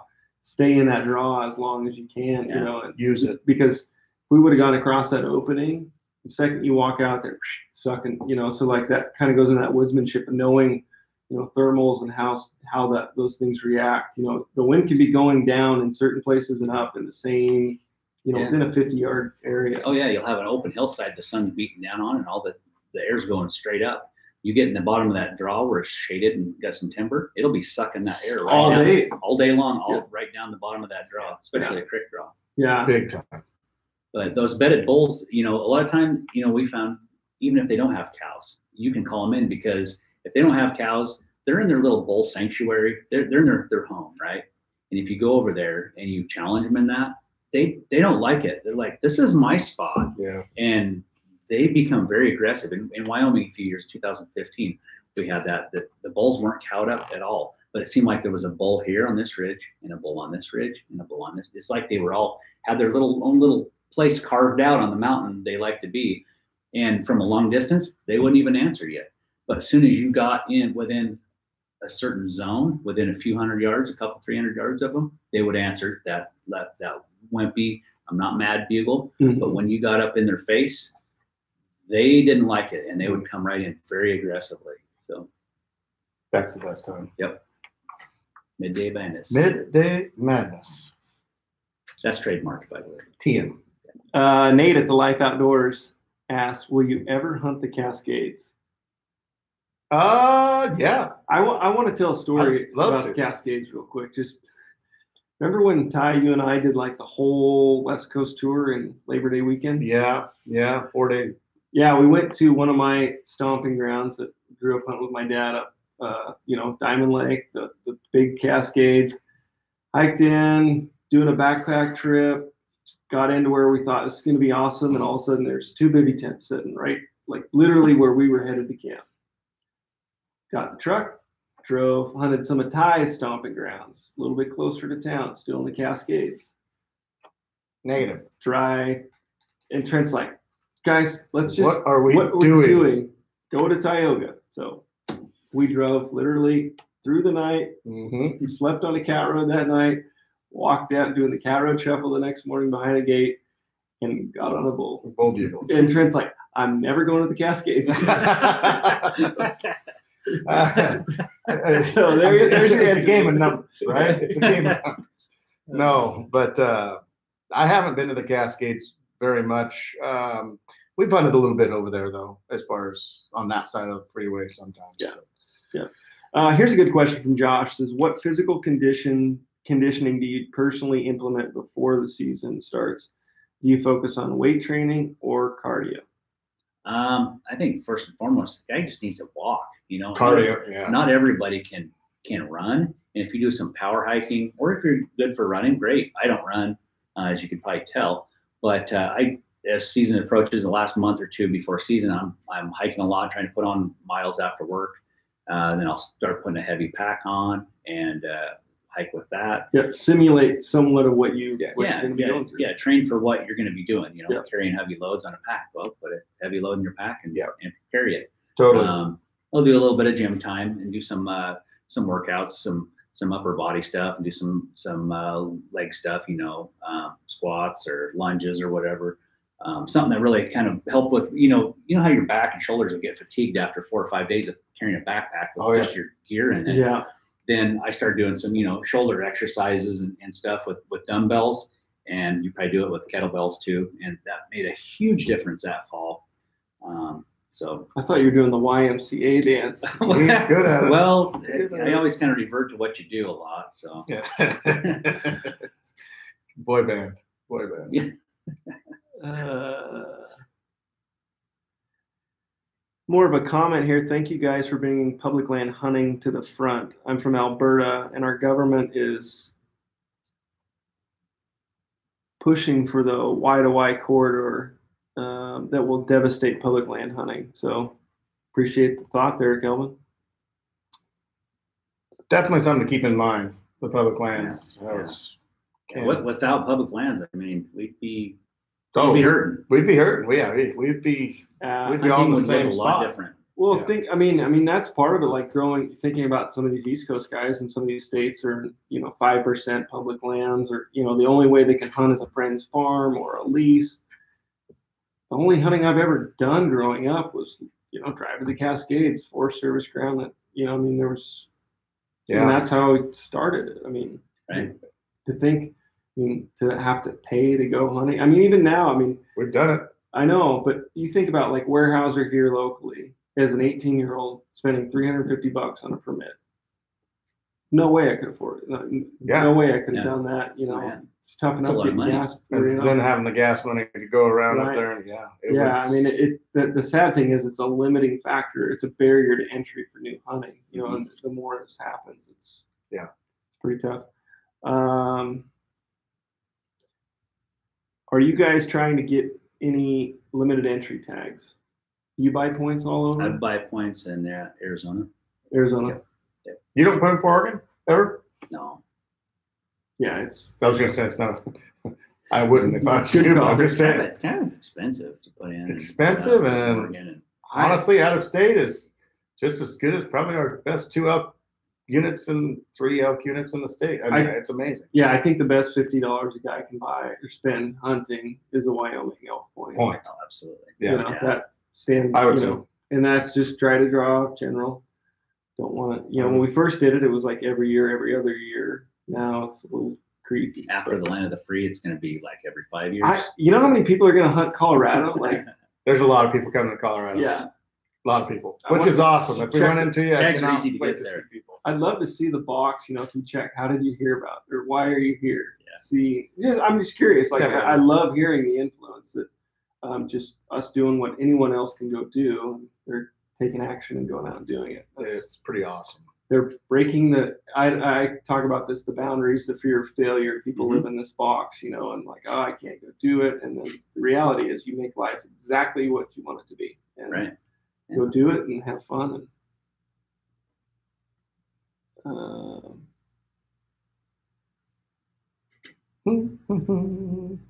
How do you guys tell if you're within 100 yards of a bull? Are you calling on the way in to get another response, or are you just way better at it than me? Different places, different terrain features can kind of make it tricky. A lot of the places I hunt, it's pretty steep and deep. And so you're calling across a canyon. And after you hear, I like to have about 3 or 4 replies before I go after them. So I'll kind of stand there, locate them, wait for 3 or 4 replies. And during that time, I'm laser focused on where is that. So then I clam up and I go to where I think it is. Now, last year, here's an interesting thing using the Onyx map. I heard this bull bugling, and I could not quite pinpoint him. I'm down low, bugling up on this big hillside. And I'm like, I think he's there, but he should be louder because he's on a face. He should be louder. Yeah. But why is it so muted? So I pull out my smartphone. I got my Onyx map. I pull up the map of that area, and I'm looking at that hillside, right, on this phone, and I see, I find the little glade. There's a little glade. I'm like, I think he's up by that glade. And I look, and there's a bench right above that glade. You can't see it by looking at it, but there's a bench there. And that bull was tucked up on the back, towards the back end of that bench, to where it muted his call, so it wasn't as loud. So I made a mark right where I thought he was on my phone, on my GPS here. Hiked up around to where I could come in side hill of him, and walking through the forest. It's a jungle, and I'm thinking, man, I had to be there any time. And I get to looking, no, I got a ways to go. So I get over there, and I get close to that mark, and I start looking around. It's like, this looks like a pretty good spot to call. And I film myself with my phone. So I'm like, all right, I'm gonna see if I can hear that big bull. So I made 2 little cow calls, and he just goes, Rah! He just lets out a big old bugle, and it was game on right after that. So that technology, trying to figure out where those bulls are at, or just being laser focused, and don't go until you're pretty sure, I think he's right there. Now, when you get over there where you think you're on top of them, that's when you can let out a few calls and just kind of test the water. And that's when you cow call generally. That's when I'll let out a couple, 3 cow calls or whatever, and just kind of let it simmer for a little bit.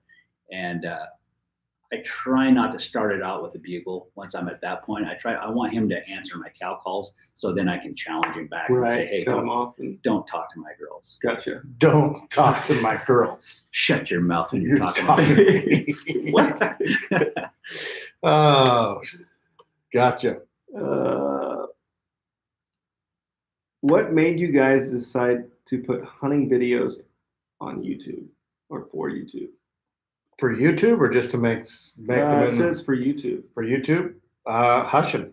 I'll be totally honest. We met those guys, I don't know how many years ago. Cody's known them longer than I have, and they said, "Why are you guys not on YouTube?" And we're like, "DVDs, brother," and they're like, DVDs are dead. And your grandpa uses them. Yeah, and then we tried the TV show thing, and that was a lot of work for a racket for nothing. And so they said, no, put everything out for free. And we said, okay, and we did that. Now here we are, talking into a microphone with technology in front of us.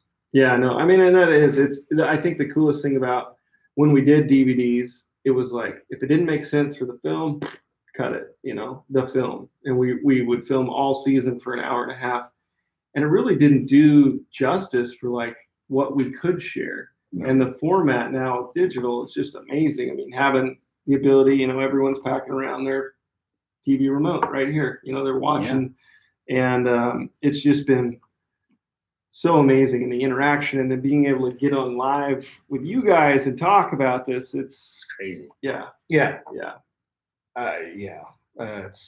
start out doing one way, you think, that's the way to go. And then, don't ever get pigeonholed into thinking one thing. Keep an open mind on everybody out there. If they want to film their own hunts, we get a ton of questions on, well, what do you guys do? What cameras do you guys use? Use whatever camera you got.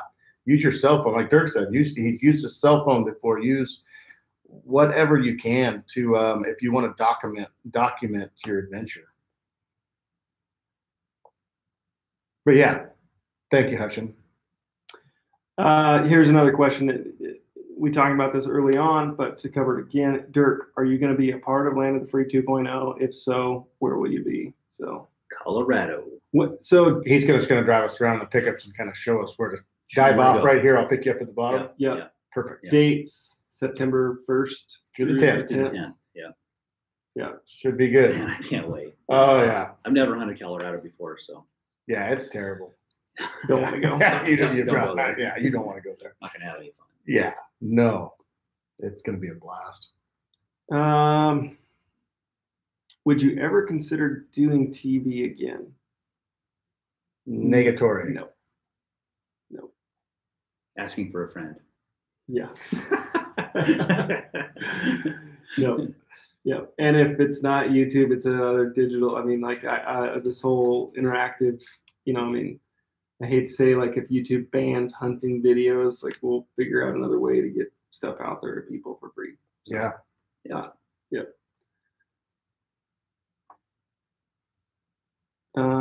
Another question: are you guys planning on doing another Christmas party with EXO this year? Oh, hope so. I don't know. Fun. That was so fun. Yeah. There hasn't been. We haven't talked to Steve yet. No. Yeah. We already talked to Steve. We're in cahoots with him as we speak. Apparently, Cody, you want to take this one? Yeah. You want to take this one, Rod? Deferred it. So we're going to do a Christmas party. We'll announce the dates, keep everyone apprised, and then the other one we'll probably do and talk about is the Land of the Free 2.0 wrap-up podcast, live podcast. That'll be fun. Yeah, haven't talked details of where, when, or what else is going to happen there, but definitely going to do that again because that was a riot. That was a good time. It was. And I'd like to go more places. A lot of people say, why don't you guys ever come back east? I would love to come back east at some point and meet people, whoever would. I don't know if anybody would come, but I would love to meet. Yeah, Dirk, will you come? I'll come. Yeah, but I would love to just, the people are the reason that we do this, honestly. It's just to inspire, and they've inspired us. Here's one. It's kind of interesting. Cody, did you start or help start Full Draw Film Tour? Long story short, born and raised, actually started Full Draw Film Tour. It was 2010 was the very 10. Yeah, 2009. We got the idea, or confirmed the idea, when we did the movie premiere for Tagged Out, our very first DVD. The wives threw a party, and we had a couple hundred people in the local theater, and it was amazing. And so then we started the film tour. Did 3 cities the first year, 2010. We did Coos Bay, Roseburg, and Bend. And then we actually sold it to another guy, took it over in Bend, and then I joined back up in it, and then ran it. And Jade bought it. Jade Helmick bought the tour about 15 months ago. He's been rocking and rolling, doing like 50 shows and all across the world. Yeah, all over the place. So if you guys haven't been to a Full Draw film tour, it's pretty cool. You know, it's the Warren Miller version of hunting It's on the big awesome. screen. It's It is pretty awesome. amazing. So There was another question: are we going to be having a film in that next year? Because we haven't for the last couple. We should put something together. yeah, like to. We should put something together. Maybe a backyard goose hunt or something good. What is your favorite unit in Colorado? That's one thing that we'll never talk about, is where we're at. And it not just because we're protecting where we're hunting, but also protecting the other people that have figured it out themselves and what units they're hunting. The last thing we want to do is ruin, you know, a local hunting hole or anything like that. Well, and to me, it's we get to ask that question all the time. I get emails. What unit? What unit were you in? Hey, could you point me in the unit you guys hunted?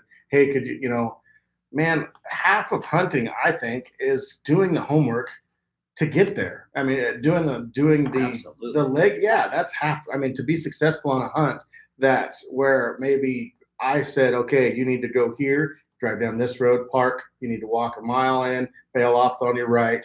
There'll be a wallow down there. How cool is that going to be when you get it down here? Like, okay, yeah. That, or if you find it all by yourself, and it just, yeah, we don't really talk about.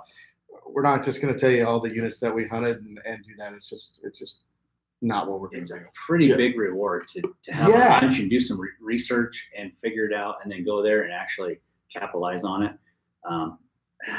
Nothing beats that feeling. Nothing. No, yeah, Nothing. the sense of accomplishment, like It's unloading truly your rough. pack with a bull and getting the truck, flipping the tailgate down. Mhm. Like, this is 100% on us. Yeah. Dirk, in what situations do you lip ball and chuckle at a bull? Do you do the copycat, or do you? Yeah, I like to do the copycat. You know, I Repeater. yeah. Don't call me Ray. Meow. Got Got to chuckle, meow. Now, what you be quiet. All right. Okay, go ahead. Sorry. Are you done? So I'm done. I'm finished.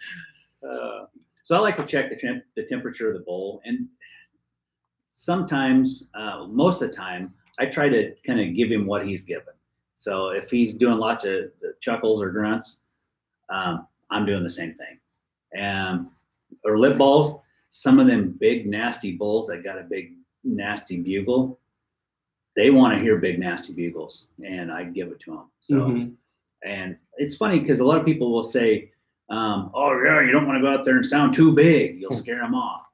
But I can tell you, if you walk 50 to 100 yards away from me, ripping my worst, meanest bugle, it's still not even half as badass as a real 5-point Right. ripping a big mean bugle. Right. Yeah. It's kind of crazy. So You think of the lung size. Yeah, what the they diaphragm think- capacity yeah. there.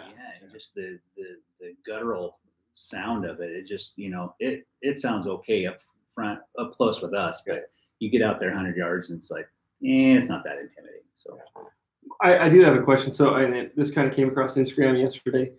What sparked the whole bark scream, or they asked if Dirk did that on the fly, or how that evolved. Where did you learn that? What was the driving factor of that? So September 1999. We'll rewind to that point. Whoa. And it was Throwback. probably about the 24th or so. That's Not being that's specific, magic but time, specific. but I won't tell you where it was, Idaho.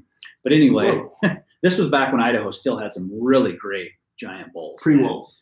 Pre-wolves. This is right when the wolves started showing up, and throughout North Idaho. Anyhow, I hike out this ridge, and I'm kind of walking through this huckleberry brush, and it's about waist high, and it's hot and dry, and you cannot be quiet. So I'm just kind of making a little quiet cow call as I go, thinking, well, I hope if an elk is around, he will think that I'm another elk. So I'm going along, and all of a sudden, like 100 yards away, this T-Rex sounding bugle just right there is like, holy cow. So I knock up, get ready, and I make a couple more quiet cow calls. And he does another big bugle. And I think I'm just letting the cow calls because he liked that, and I'm just letting it happen. And he's right there. I'm just going to let this unfold. Well, it wasn't a super steep ridge system. It was kind of a rolling ridge system. So the winds were a little bit tricky right there, is where another ridge kind of took off. Anyway, he smelled me and was gone right about the time he was about ready to come out. I'm like, gone.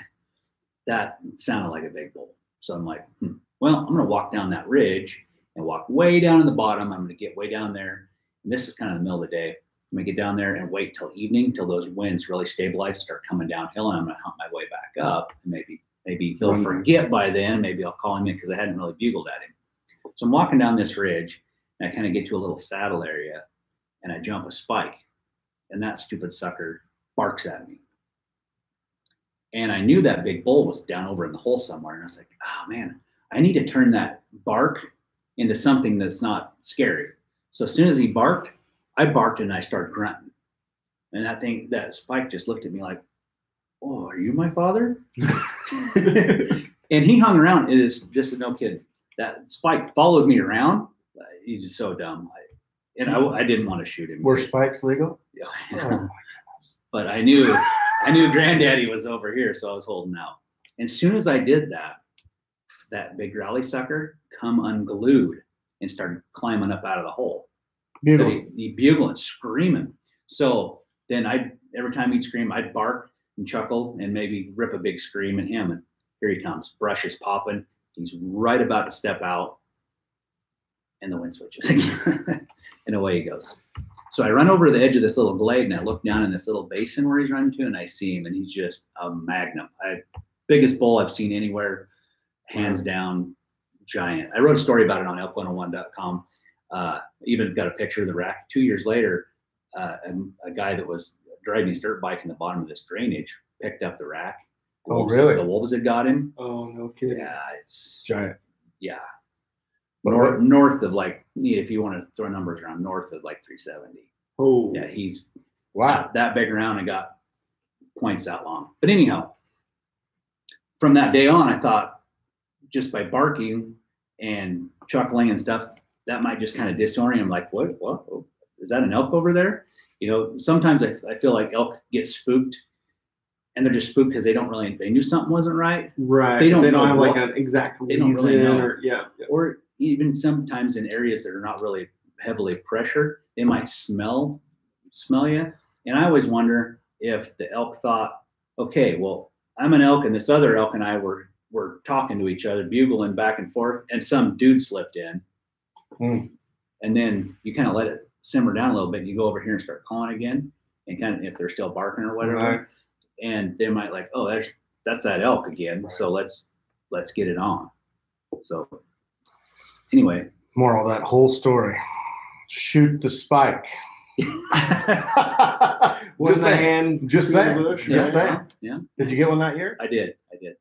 Yeah. All right. 2 days. He made a good call. 2 days later. Okay. All right. It wasn't a big one. So one thing, like we've always thought ourselves being pretty aggressive and experiencing some stuff with you guys last year, like some pretty insane aggressive tactics of running at them and doing everything. One thing I know that like people, when you talk about the wind, right? Well, the wind's not good right here. And they'll like, do you ever back out from the bull, or would you ever wait? Oh, absolutely. Yeah. I would, if the wind's not good, don't test it. And if he's just not coming in hot, then there's nothing else you can do but just hope and pray that he doesn't wind you. If you have the option, oh, absolutely, back out. Sometimes I'll back out and run over here if terrain permits, or make a big, huge circle and come over here till I get the wind right. Because You can't get away with it. You know, they'll bust every time with that one. Wind is. That's one thing that, like, going to Colorado this next year, what we have dealt with in Colorado, where we're headed, winds are brutal. is rough. Just that big peak, and it creates kind of its own weather and what's going on. And man, there's just it's a swirly sucker. Yeah, swirly sucker. And you know, we're aggressive, but I would never say we're reckless. You know, we'll push up hard when the elk thinks we're an elk, and the odds are in our favor. We'll push right up on them when the situation, when the situation is right. Gotcha. But if the situation is not right, the wind's not right, or maybe there's a whole bunch of open terrain between you and him, and he's going to see you walking across it. No, that's where I draw the line. Right. And okay, let's slow play this a little bit. Let him maybe work his way over into a better spot. We'll circle around the open ground, get over here, and try to call him in. Right. Gotcha. Sweet. How are we looking for time?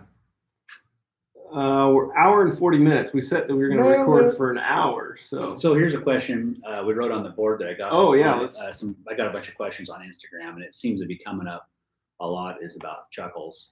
How do you do them? How do you get that phlegm sound? Yeah, and it's really hard to explain, but chuckles in general, just to kind of put it into perspective, what is a chuckle and how do you make that noise, or maybe a bark? If you go back to your fundamentals of making elk noises, it's kind of like an exaggerated cow call. So.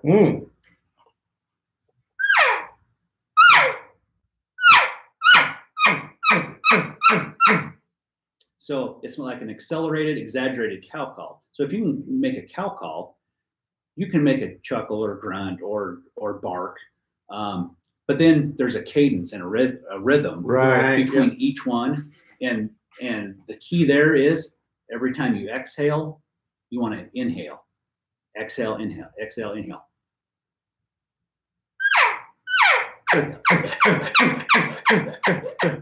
So sounds terrible without a tube.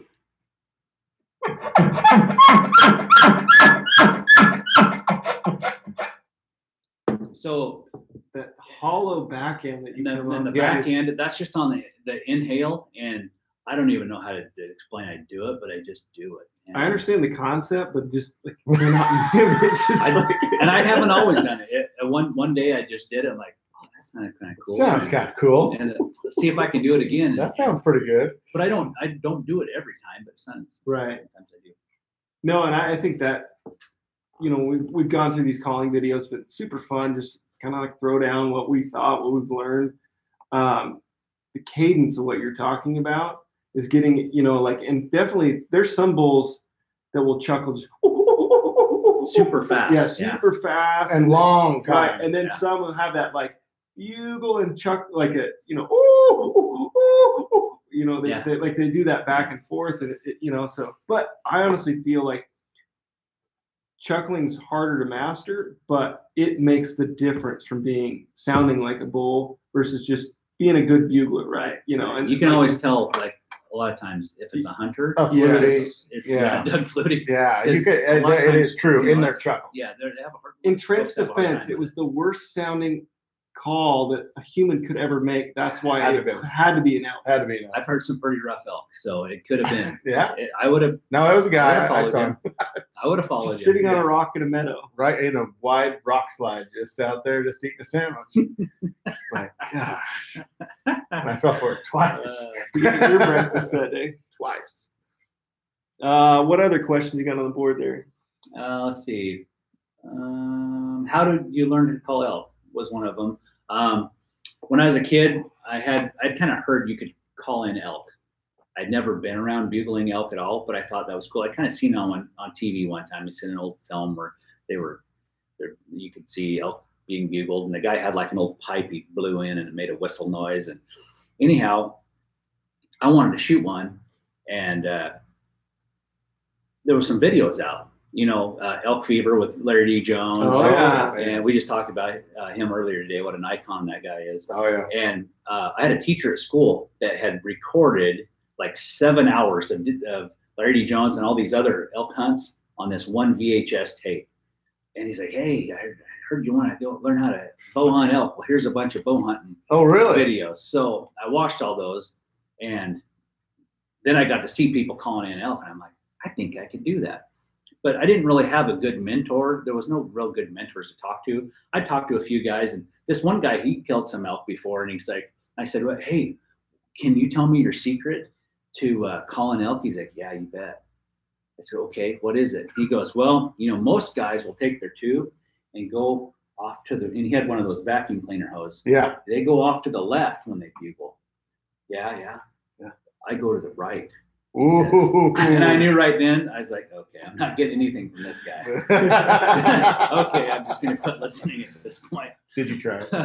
Oh, I did. It made no difference. Oh, just checking. But anyway, I went to the local little podunk town sporting goods store, and he had 3 different brands of reeds there, and I bought every single type they had, and one brand in particular I could use, and the old Loman. It was a white tape. Yeah, and I bought one of their bugle tubes. It's like a vacuum cleaner hose with a little wooden dowel turned down with a hole in it. That thing had some pretty good back pressure, which I tried the ones that didn't have a little mouthpiece on, and they didn't sound as good, I didn't think. So anyway, that one call, I could kind of make some noises out of it. And I just practiced my little heart out all summer. My old man and I would go cut firewood, and I'd be bugling up a storm out there in the middle of summer cutting firewood. Pretty soon ravens would fly over.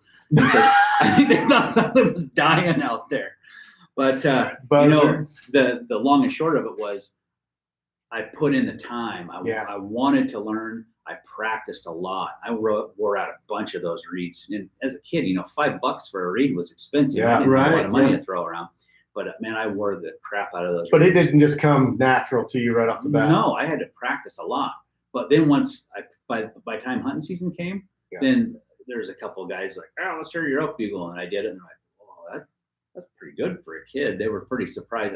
So I did have a kind of a natural knack for it. Yeah. But then you put in the work. I put in a ton of work all summer long, shooting my bow and blowing elk calls. Yeah. And then once I started, opening day came, and I actually back then it was, I bet, crazy. Oh, I can't even imagine. Yeah. Dumb 15-year-old kid that like didn't know nothing. With dynamite. Yeah. We could have shot so many a day. We were so dumb back then. We're so dumb. But it was pretty amazing to learn that, and it just hooked me. And then the interaction with the bulls, and then now I know my grunts were what didn't sound right until I actually bugled elk, and I could feel it, and I could see it, and I could hear it, and then I would mimic. And that's what I like to tell new hunters is, if you're unsure of what you're doing and you're calling with an elk, it's like, what do I do now? Just mimic that sucker, because it makes them mad. Totally. It's the schoolyard bully going, nah, nah, nah. You know, I mean, like in that. I know you want to run. Yeah, exactly. Yeah. So go for the mimic thing, and then once you can tell they're worked up, then start hitting them, start cutting them off every time they open their mouth. Make them mad. Make them mad. I think that one thing that I took away from that story is there's no shortcuts really. Like, people think that there's just this magic. Either you can or you can't. Right. And it's the time, it's the experience. I mean, so you're 30 years into it, right? Yeah. I mean, that goes to show, I mean, that's a long time, a lot of experience. Yeah. And you'll get it one of these days. Do you still feel like you learn stuff? Oh, absolutely. Yeah. Every year. Yeah. Every year. I'm like, man, I wish I'd have known that 5 years ago. Geez, I could have got this bull or that bull or whatever. Yeah. Take that, in the scenarios. Now, do you feel like there's a true elk language? I don't know. I think they kind of do some different calls, maybe to express their frustrations in different ways, but I don't know that there's like, oh, he's saying this or he's saying that. I don't know if they are or not, but I know what I can say to make them mad. Right. And usually mimicking them, that makes them cutting mad. them off. That really makes them mad. And I think it's a lot like think back to it back when you were a young boy on your first date, and you never kissed a girl before. Well, you don't just run over there and just lay your lips on her. You got to kind of let the tension build and the temperature build, and maybe a little peck here and there or whatever before you just go for it fully. That's elk calling. You hear a bull bugle, and sometimes you don't just rip one back, just sometimes, you know, we talk about, you know, closing the gap and then call them out of their bed. I mean, that works a lot, but that's not always the situation. Right. The bull I shot last year, he was clear across the canyon, and I didn't go right to the cut him off. He bugled. I'd wait a while. Whatever time that took him to reply to me, I would wait that long to reply to him. And when that time got shorter on his reply, my time to reply to him would get shorter. And pretty soon, it's like, Ramping it up. yeah, it's ramping it up. And it's like a conversation between two people that don't know if they want to be mad at each other yet. And then pretty soon, yeah, I don't like what you're saying, and everything kind of goes Why up. are you a raising notch. your voice at me? Yeah. Right. And you could tell he'd come out of a little hole and come out on this ridge face. When he came out on that ridge face, he bled out a bugle that was very frustrated, very, very powerful, very lots of Expressed aggressive. himself. You could tell he was pissed. Yeah. And at that time, I was like, okay, it's time to Play the game. to take this up a notch. So after that, I started cutting him off, and it wasn't too much longer. He crossed the canyon, and the rest is history. But So, Dirk Durham School of Dating, just don't go in and just take it all. You can't, All right? you can't pull Start out Donald slow. Trump. Right? Maybe, can't pull your trump card. maybe roll a pack here and there. Yeah. Maybe, you know, Work your way in. start holding hands First before you head kisses. down that road. Okay, back to the line real quick on some Sorry. questions. Sorry. One right here. Are you guys ever going to do another bro discount code for goHUNT? Rodney, we have a free trial right now for goHUNT. So you guys, like, this is kind of a cool deal right now. You have the opportunity to sign up for free, get a 30-day trial, so you can go plan your hunt right now For free. for free. Yes. Yeah. So just go to gohunt.com/BRO and join. You cancel at any time. It's a cool deal. I mean, Yeah. we honestly, for 2.0, for Land of the Free, helped Used it a lot. select what those OTC units based on profiles of bull to Bull to cow, cow. public land, all that. Anyways, It's a great, it's just another tool, guys. Great tool. don't limit yourself. No. Use every tool possible. And that is free. Yeah, I mean, Free is it's- good. Free's not terrible. I Yeah. like free. Free is good. Is the Casey Levere meow? Is that optimal? What? Oh, so the Casey Levere meow. Yeah. That was so funny.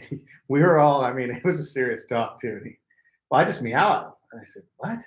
He goes, well, I just meow. I said, meow? And he goes, well, yeah. How many animals out in the woods do that? They're going to look every single time. I said, that's a good point. That's a good point. He throws it out there. Meow. Because he didn't have a call in his mouth.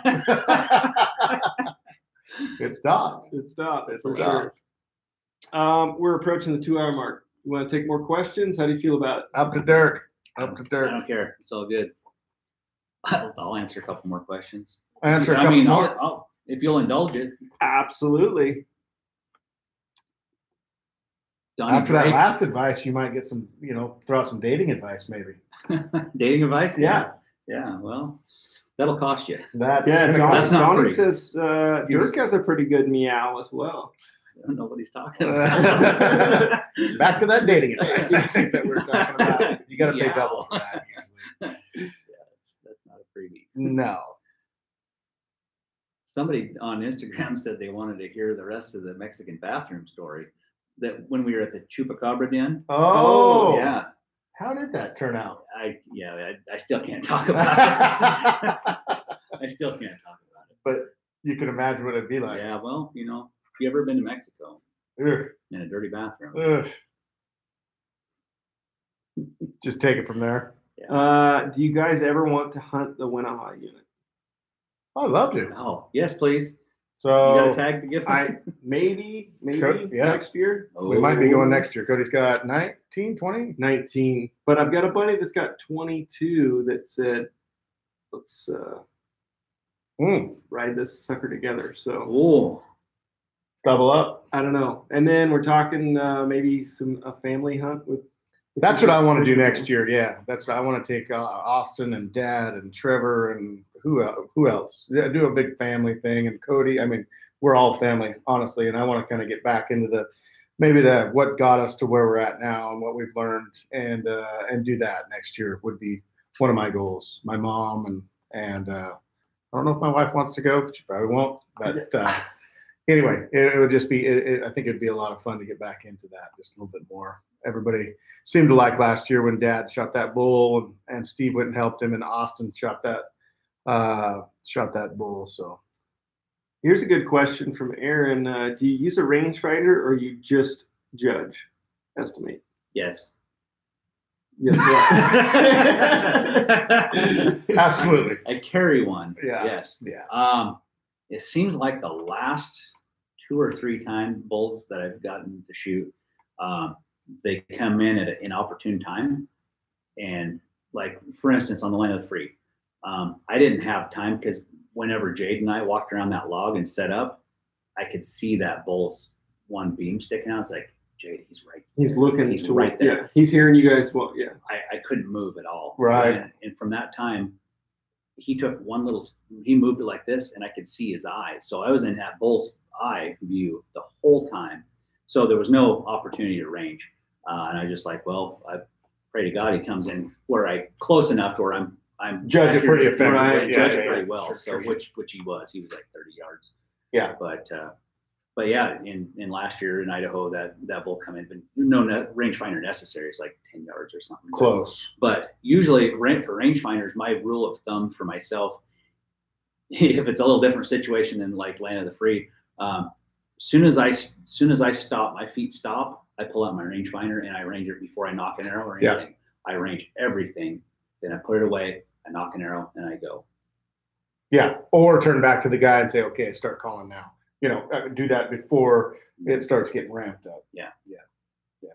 And that's, I think growing up as a kid, my dad, we were always stump shooting and all that. And so we'd always shoot, and then, we'd both say, take a guess at it, and then we'd shoot, and then we'd pace it, before rangefinders and all that. So, I mean, I encourage people to practice, like, absolutely. Judge it before you range it. Like, okay, that bush, and people like theories of estimating, like I always do okay, that's 20 yards, that's 10 more, there's 30, that's 3, there's 33 yards, yep. Like make a map out to it. Yep. Versus just like, it's like 37 yards, but not even like thinking about it, always break it down into those yardages that you can. That's why every time I go to practice shooting, I'll shoot at 20 right off the bat. That's where I start. I don't ever start out long a lot of times, because that gets in my brain, what is 20 yards? I know exactly. So when I go to shoot my first arrow at an elk, I know where 20 yards is. And then if you can double that, obviously, and just work from there down. Yeah. And that helps a lot. Yep. Have you ever shot a bull that you physically zipped a laser on the bull range, get an exact range, and then shot it? I don't think so. Mm-hmm. That last day cow. Yeah, I ranged her a lot. There you go. You had her number. I had her number, yeah. Oh, that's awesome. I did that one in the clear cut. That's why when I shot 5 point, well, of course it was. Of course, king. Yeah. Donnie Drake said the one time that you missed, meow. Said the one in all caps, one. The one time? Man, I missed a lot. He's probably thinking of Wyoming a couple of years. He should have probably said the first time I missed in 2015. In a year. Maybe that's what he meant. But yeah, I did, like, of all the times, and I always preach, make sure you got a cow call in your mouth. I'll make sure you got a call in your mouth. Oh, man. And here I am with no call in my mouth. Mm-hmm. And this bull comes out, and I shoot, and I get a deflection off this little pine tree. And as he's running away, I'm going, meow, meow. I guarantee you that's probably what he's talking about. It's so ridiculous. So it kind of felt like a fool. Didn't really get a second opportunity. I felt like a fool in two aspects. I missed him, and I went with that. Do you guys ever hunt solo? And if so, how long? So I'm guessing it's solo backpack trip, or just solo hunting. I mean, obviously. Yeah, I hunted solo quite a bit in my past, and last year I got to hunt a couple of days solo in Idaho by myself. That's when you killed your big bull. Yeah. And I absolutely love hunting solo. I love hunting with friends, and that means a lot too, because a lot of times I'll be solo and you'll have an incredible day and you're just like, you don't have anyone to share. I wish somebody would have been here to share. They're never going to believe this, or to see some of the cool country and have some of those cool experiences. But I do love solo because you're out there. It's just you. You don't have to be like, hey, you want to go down there? What do you think? What do you think? There's none of that. It's all you. That is true. You don't have to worry about, somebody else messing it up. It's all you. Yeah. And then I like to feel pretty small and insignificant in the whole realm of the scheme of things in the backcountry. Yeah. When you're out there by yourself, you don't have much of a safety net, and you can be down in the bottom of a bad place and think, man, I'm in trouble. And you like that? But I like it. Yeah, I like it. When I looked up and it was almost dark when I finally got that bull quartered up last year in Idaho all by myself, I looked up and I was filming myself with my phone. I'm like, I'm in deep trouble. At the time, I didn't really know the trouble because I didn't have flashlights in my pack. Wow. I had to stay the night there. But that's another story. Oh, man. Another story. Man. Yeah, I like hunting. I like elk hunting with a team. It's so camaraderie to me is half of the fun of the hunt itself. But like blacktail hunting or even rifle hunting, the times I've rifle hunted, I like solo by myself. Yeah, in like late season blacktail, I love solo. Love slipping through the woods. Yeah, that's so fun. Yeah. It's fun. Yeah, the only thing that sucks solo late season, like where I bivvy hunt and it gets dark at 4:35. Yeah, nights are long. That's a lot, but on the bright side, you're up at 4 a.m. pretty easy. Yeah.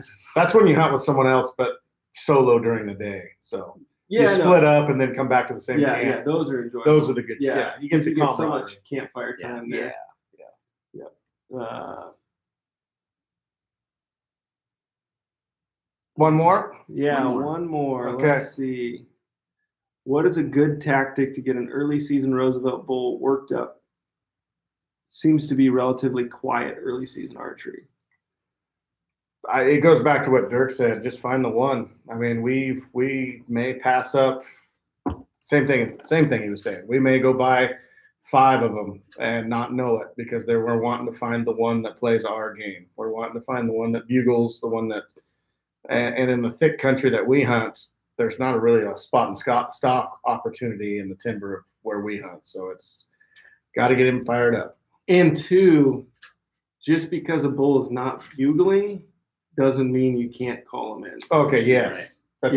That's that's one. Like last year, I mean, we did spot the bull that Casey killed. We spotted elk over there and went slipped in and called him in. Didn't come in there screaming. Yeah. I literally cow called that bull in the whole way. He came in silent. You just heard stick break. Didn't go to BMAX. BMAX bull. Yeah. Stick break. Yeah. They were all picking blackberries, and Trevor and I were like, "Did you hear the stick break?" Yeah. I mean, we just went into that full call mode out of the gate just off that one branch break. It could have been whatever. Who knows? And turned out it was a bull. Bigfoot. Yeah. Sasquatch. Yeah. Just a juvenile. And that was the thing. Like we played it that that is an elk. And it's like go until proven otherwise, right? And he came down and he only chuckled one time, I think. Once. It's the only time. And when he came out in that meadow, he raked and did all that. When he came out of the meadow, he was fired up. Yeah. I mean, he just. But he didn't say it. He did not say it. Yeah. So, I mean, you got to kind of play those things, adjust on the fly, but they will definitely come in. And Jim Horn used to, did you ever know of Jim Horn? Yeah. The Primos deal. He had that silent calling tactics. Mm-hmm. And he'd basically do a herd. He'd set up and do a herd scenario and call all the way through and then just sit there for 45 minutes without moving.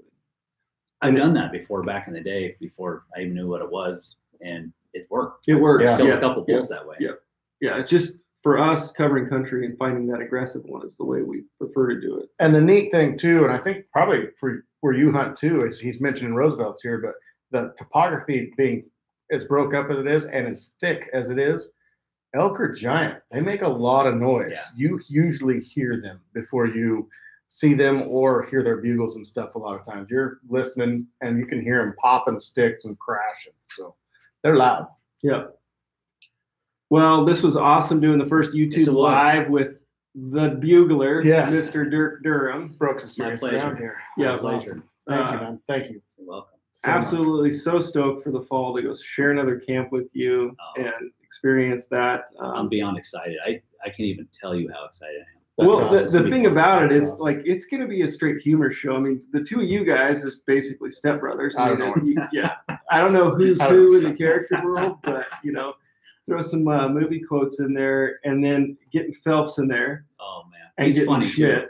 Those guys are hilarious. Oh, they are. Yeah. They are. They are. It is going to be a camp of laughs. It's going to be a lot of fun. It will be. So just real quick, Dirk, your call, the Maverick. Where can people get it? You can get it at phelpsgamecalls.com. It's the Maverick. It's a red taped reed with the green latex. Christmas. Just like Christmas. Christmas in your mouth. Christmas. Christmas in your mouth. Okie dokie. And where do people follow you? You can follow me on Instagram. It's the Bugler, one word, and on Facebook. Guys, please go sign up for that. Yeah, please. And don't you have a YouTube channel with a video? I have a video on it, but when I do a search on YouTube, I can't even find it myself. We'll try to help. You're gonna have to help me out. Yeah. So right now we're just saying, Dirk, you need to get the YouTube channel going.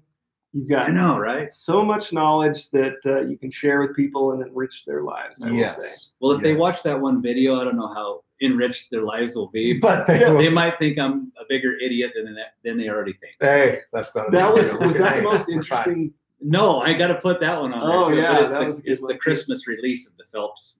That was good. You had it on the ground. That's when you like jumped over the. I jumped over the fence and did some Christmas magic and snapped my fingers. Yeah, it was good. I got lots of tricks up my sleeves. Yes, you do. Yeah. So, just thanks for joining us on the first ever live YouTube of the podcast. People have been asking where it is, when, and all that. Comment below, too, if you guys like this format, if you guys gained some knowledge, or if you just didn't like looking at Cody so close. Right. Our big thing is, like, we enjoy the interaction, being able to people ask questions. We've got answers. They may not be the right answers, but it's an answer. It opens the discussion. It opens the discussion. And there's always 5 different ways to skin a cat. 100%. Yeah. I thought you were going somewhere else with that. But, no, so it's going to launch next week, but you guys on the YouTube going to get this episode up before any of them. So we've got now 5 in the hopper, and it's born and raised audio experience. Yeah, leaning. I don't know. We'll figure it out. We'll figure that out. Let you guys know. Comment below what you guys think the podcast should be called. How about that? That'll help. Help us name the podcast. Yeah. So I think with that, we're gonna go eat lunch and then go shoot another video with Dirk on calling.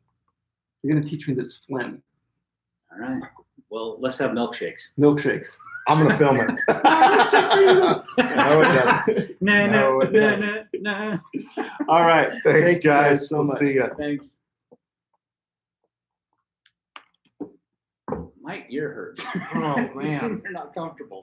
2 hours. It feels like somebody. Oh my god, my ear's deformed. It hurts. Yeah. Way to tough through that. Yeah. When I wear headphones all day long. You're still live. Are we? All right. Got to deal with adversity. Well, they'll probably like that. Are we out now? How now, brown cow? How down, brown cow? It's still recording. And maybe we're meant to just do this all day. Yeah. I'll pack that laptop around with us. Yeah. Wi-Fi's good downtown. Yeah. Really. Really good. Well, you can make a hotspot. You can hotspot anything.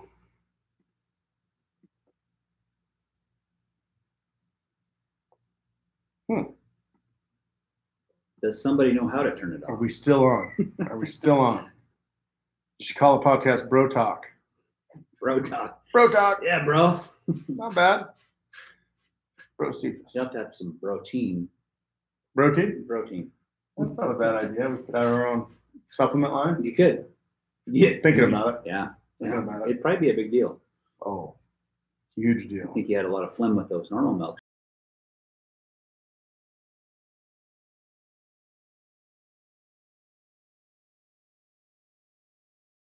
Cody, is it working? We're just gonna hit X. Ching! Oh. Try that.